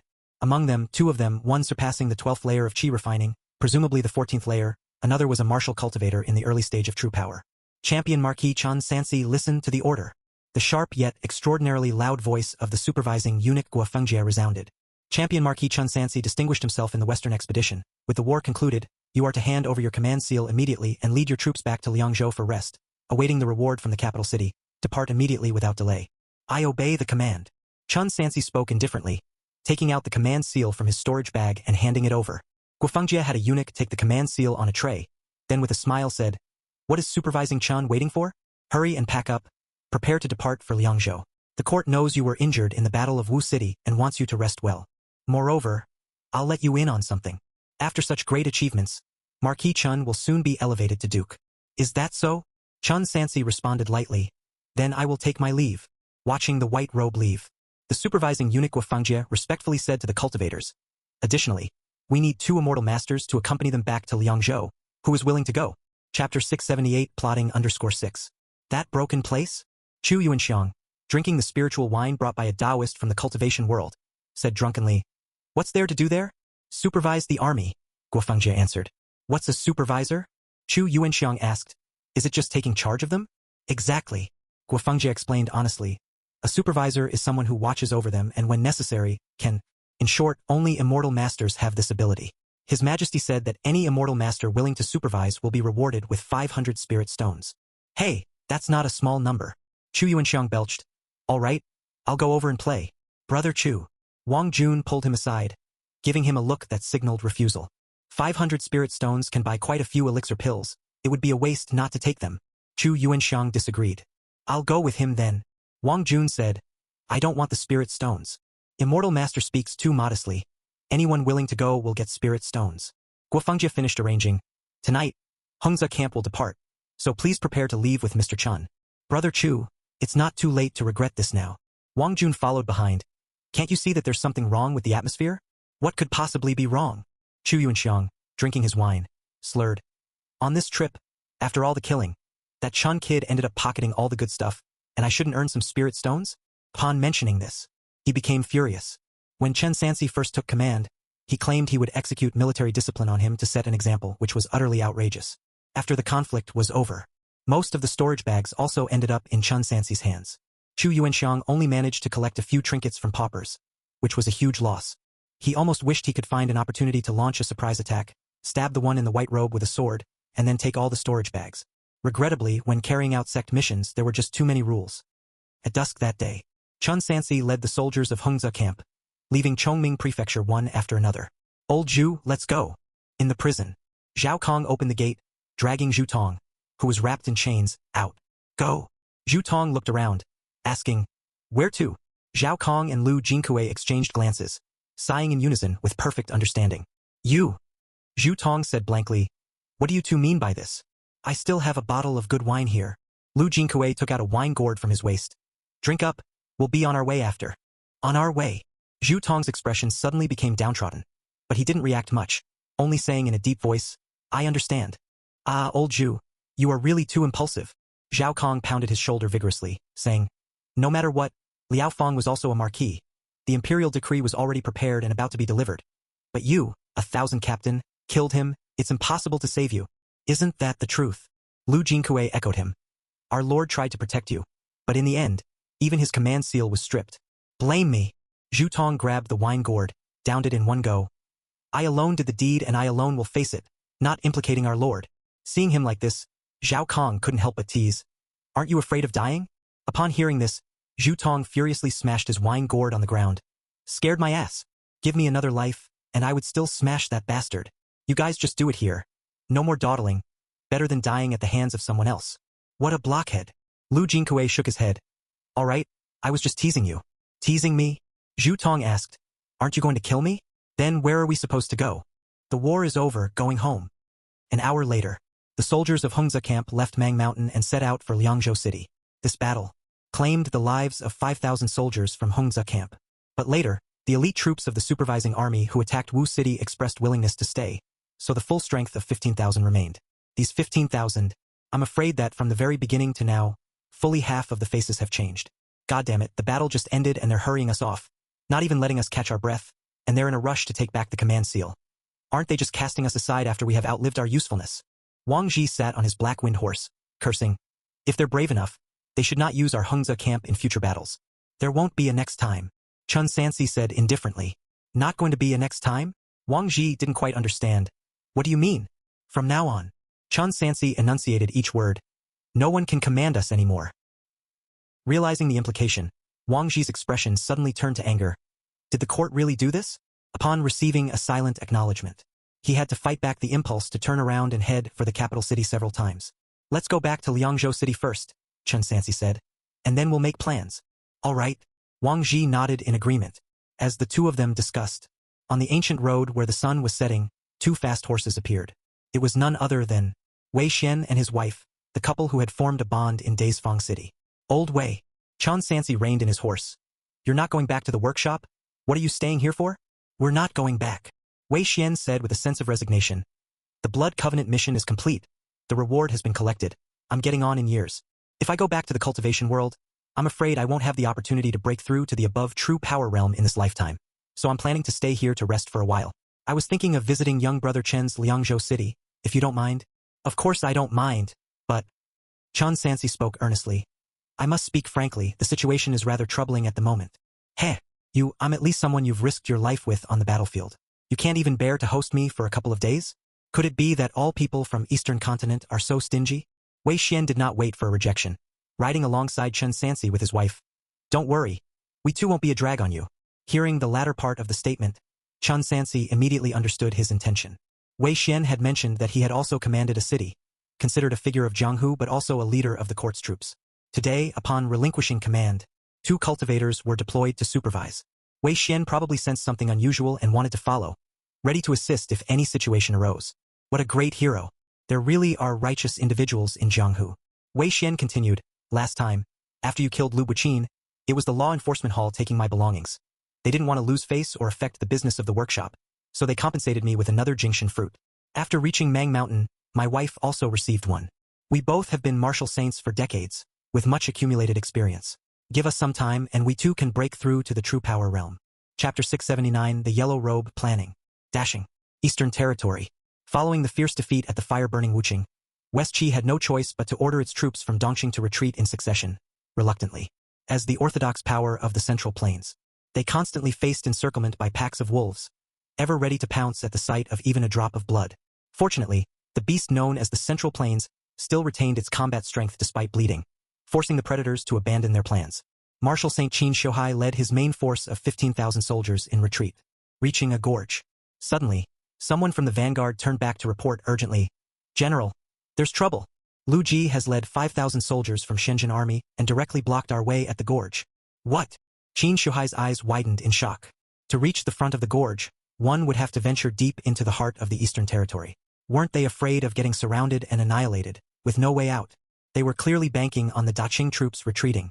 Seemed a reckless move, but in reality it was carefully thought out. None in the governor mansion was a pushover. Immortal master. Qin Xiuhai turned his desperate gaze to the cultivators amongst his troops, urgently asking. That Lu Ji practices evil techniques, endlessly improving them night and day. We are no match for him in direct confrontation. What should we do? Unexpectedly. Upon hearing this, several cultivators immediately mounted their swords and fled, vanishing to the end of the gorge's line of sight. Only when a burst of purple energy exploded among the mountains and knocked them all down did the short-lived sounds of battle fall silent. Soon after, they saw a towering figure rise into the air on an incense fire magical artifact. He held a heavenly halberd in one hand and a severed head in the other, his pupils swirling with purple light, like a deity. You rebels, will you not surrender? Elder brother Nya Yuan rode swiftly into the gorge on a swift horse, his voice echoing to the sky. This point, Qin Xiuhai and his men found themselves trapped with no escape. After a lengthy silence, amid the sound of blades grating against scabbards, Qin Xiuhai slowly drew his long sword. Brothers, he is a demon. Surrendering is a dead end. Follow me. It's time to break out. The setting sun's afterglow spread, and purple energy ascended. A ritual altar emerged from a storage bag, ready for a blood sacrifice after the battle's end. Lu Ji sat cross-legged on the altar. Above his fontanelle, a shrine flickered in and out of existence, and his 7 orifices, like 7 vortexes, absorbed all the vital energy from the blood on the altar into his body. Not until he had drained it all did the strange phenomena gradually subside. Lu Ji slowly opened his eyes, making another breakthrough in his cultivation. Looking at the shrine before him and listening to the bizarre and distorted whispers, he let out a cold laugh and suddenly crushed the shadow with his hand. Elder brother Nya Yuan approached him. Are you all right? Recently, the demands for sacrifices from the evil spirit have become more frequent. It's nothing. Lu Ji stood up and changed the subject. What about the army's route? Is there another suitable spot for ambush? Going any further will only lead to encirclement. Nya Yuan shook his head and continued. Moreover, the capital city Ministry of War has issued an order for the entire Bailiang army to return to the northern 3 states. And what? Lu Ji sensed something was off. And there is an individual order for you, Nya Yuan said on. You are to personally escort our younger brother to the capital city to heal from his injuries. You must not err. Younger brother. Lu Ji pondered. It was only recently that they learned about the situation at Wuqing. Their younger brother had not only stunned the world once again, but had also broken through to a level above Martial Saint in a desperate situation. It was said, he was like the fire god. Dragon scripture. Lu Ji's gaze became complex, but finally, he repressed all emotions, returning to calm, and said, Brother thinks Liang Zhou is about to face trouble. The mourning period is over. Nya Yuan presented the order. He and the others can no longer find an excuse to refuse going to the capital city. The court has recalled us all and ordered you to accompany him personally. I'm afraid it's not escorting, but rather supervising. What I've been worried about recently is our little brother. If he throws a tantrum, it could make things difficult for everyone. Elder brother, you must go back and keep an eye on him. We can't let him act rashly. In that case, Lu Ji called for his incense fire horse to absorb the incense. Let's get going then, back to Liangzhou. The North Prefecture Camp and the Jinbiao Camp are the 2 personal soldier camps of Mr. Wolong. They are jointly led by Marshal Saint Fan Hailing, who assists in the command. At this moment, they are stationed at the eastern frontier. Central Army Tent. Su Wenkai, fanning himself with a feather fan, sat in front of flickering candlelight, working overnight on miscellaneous military affairs. Beside him, a respectful young man was grinding ink, presenting documents, and assisting with official duties, maneuvering through them with ease. His name was Chi Chong, and about 2 or 3 years ago, Mr. Wolong took him as a disciple. Now, with constant mentoring and teaching, he was considered the confidant among confidants. Sometimes, you can't afford to be too proud. Su Wenkai put down the brush and said instructively, Remember you one Tai who once suffered humiliation but later became known as the military immortal? As for me, Su, had I not thickened my skin, wandering everywhere, barely surviving until I met my lord, how could I have reached my current position? Sir, your teachings are engraved in my heart. Chi Chong bowed deeply. A teachable lad, Su Wenkai exclaimed with satisfaction. But then he sighed again. These battles have nearly depleted our nation's granaries and reserves. If it weren't for General Chen's victory at Guandu, I'm afraid we would face total collapse. Even so, Bailiang army supplies are running low, and within 10 days, the Ministry of War will surely order us to withdraw our troops. Chapter 680. The Yellow Robe Planning _2. Provisions, that's a serious issue.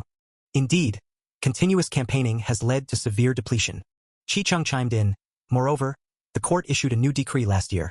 Starting from this year, another half the production of spiritual grain will need to be planted. Now rebellions are breaking out everywhere. And although none are too significant, they're still troublesome. Little Chengzi. Su Wenkai, pointing at the map hanging on the wall, suddenly changed the subject. How have you been getting on with the test question I left you last time? Teacher, I dare not speak rashly. Qi Cheng bowed his head, somewhat anxious. The test question was daunting. It was about how, if he started a rebellion from Liangzhou, he could seize the world. What is there to fear? Su Wenkai rebuked. A military family must dare to envision. Only with daring ideas can one continue to hone and improve the ability to lead troops in battle. With your timidity, when will you achieve greatness? Then, this junior will boldly spout some nonsense. Qi Cheng approached the map, about to speak, when a loud voice came from outside. Imperial edict has arrived. Su Wenkai, receive the decree. Imperial edict? Qi Cheng hurriedly said. Teacher, please go.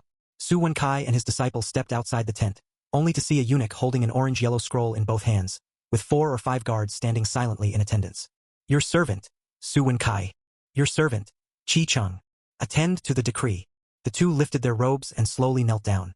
Then, the supervising eunuch opened the scroll, his sharp voice particularly loud. By the mandate of heaven, the emperor decrees. Mr. Wulong, Su Wenkai, has campaigned repeatedly and achieved numerous merits. Diligent and dedicated, he is truly a pillar of the court. Henceforth, he is conferred the title of Marquis Wuxiang. Marquis. Qi Cheng looked towards the old scholar, feeling happy for his teacher. In fact, when Su Wenkai had conquered Wei country, it was already a deed worthy of heavenly merit. However, since his time in the court had been short, he was not excessively ennobled. Now, after several years, with many accumulated merits, though small individually, it was reasonable when added together. The rewards were not yet over. The eunuch continued reading. Furthermore, he is bestowed the rank of standard first rank and appointed as commander of the Liangzhou commanding department, in charge of the garrisons, North Prefecture, and Hongzhe camps, assisting Marquis LVG in governing Liangzhou. In command of the Hongzhe camp, your servant, Su Wenkai, expresses gratitude for the grace of heaven. Long live, long live, long live our emperor. Su Wenkai was overjoyed and kowtowed to express his thanks. After the formalities were concluded, he pretended to be surprised and said, Mr. Lu, stay a moment. I just remembered. Isn't the Hongzhe camp the personal guard of Chen Sansi in white robes? Why is it under my command now? Oh, that. Mr. Lu, the eunuch, explained. Don't overthink it. Supervisor Chen will still be supervisor, but he now needs to come to the capital for convalescence, and he will likely be a capital official in the future. This is a great promotion. Without elaborating further, he promptly turned and left after informing them of the situation. Teacher. Qi Cheng carefully said, when Supervisor Chen comes to the capital this time, does it mean he will no longer return to the border, and only be sent temporarily as commander in times of war? The junior thinks. The court is targeting Supervisor Chen. And now, with the imperial decree assigning you to take over the Hongzhe camp, it's clearly meant to inflame the conflict between you two. I don't know which court official hatched this plot, but it's a malicious scheme. As his close confidant, he was naturally not like other people. He was the only one who knew that not only was there no animosity between Wulong and the White Robe, but there was also the grace of recognition. The court's arrangement this way was clearly intended to instigate trouble between the two again. Teacher, what should we do? Qi Cheng's expression was heavy. But when he turned back, he saw his teacher's expression was not of worry, but rather a mix of excitement, seriousness, and determination. Send orders. Despite Su Wentsai's attempt to restrain himself, his voice still trembled slightly. My army? Move to Liangzhou. Teacher. Qi Cheng asked. Are we really going to do it? Little Chengzi. We are about to do something great. Su Wenkai looked towards Liangzhou, not directly answering, but instead said, all right, follow my orders to withdraw the troops. Before leaving, I still have to prepare something important. Oh, Qi Cheng, even more curious, asked, could teacher reveal a hint? Dongqing silk is made from the silk of the exotic beast white jade silkworm. Smooth, delicate, light as air, and incomparable across the world in silk making. Su Wenkai shook his head and said, before leaving, how can we not purchase some to keep in reserve? Silk? Teacher, are you making clothes? Qi Cheng was even more puzzled, failing to see the connection between a significant endeavor and clothing. Before he could ask further, Su Wenkai had already disappeared into the distance. After the forces on East Qing's border withdrew, the Beiliang army stationed in the Eastern Territory also orderly made their way back. Along with Su Wentsai's 2 camps, a total of 14 camps and over 200,000 soldiers were spread across the states of Yu, Liang, and Yen. The 14 main generals of the camps each received a different order, and in accordance with the Ministry of War's arrangements, they took positions at the junctions between Yu and Liang and Yen, forming an encirclement around Liangzhou. These 14 camps were respectively the Black Tortoise Camp, Vermilion Bird Camp, White Tiger Camp, Azure Dragon Camp, Heavenly Lion Camp, Sky Wolf Camp, Jinbiao Camp, North Prefecture Camp, Flying Bear Camp, Heavenly Strategy Camp, Tiger and Leopard Camp, Great Halberd Camp, Anshan Camp and Hongza Camp. After the death of Sun Xiangzong, the structure of the Beiliang army did not change much, still maintaining the state of expansion. Heavenly Strategy Camp, Main General Yu Lingxing, from the people of the Central Plains, from a military family. Black Tortoise, White Tiger, Heavenly Lion, 3 camps commanded by Lu Ji, Nye Yuan, and Do Jiachuan respectively, with Lu Ji as the highest commander.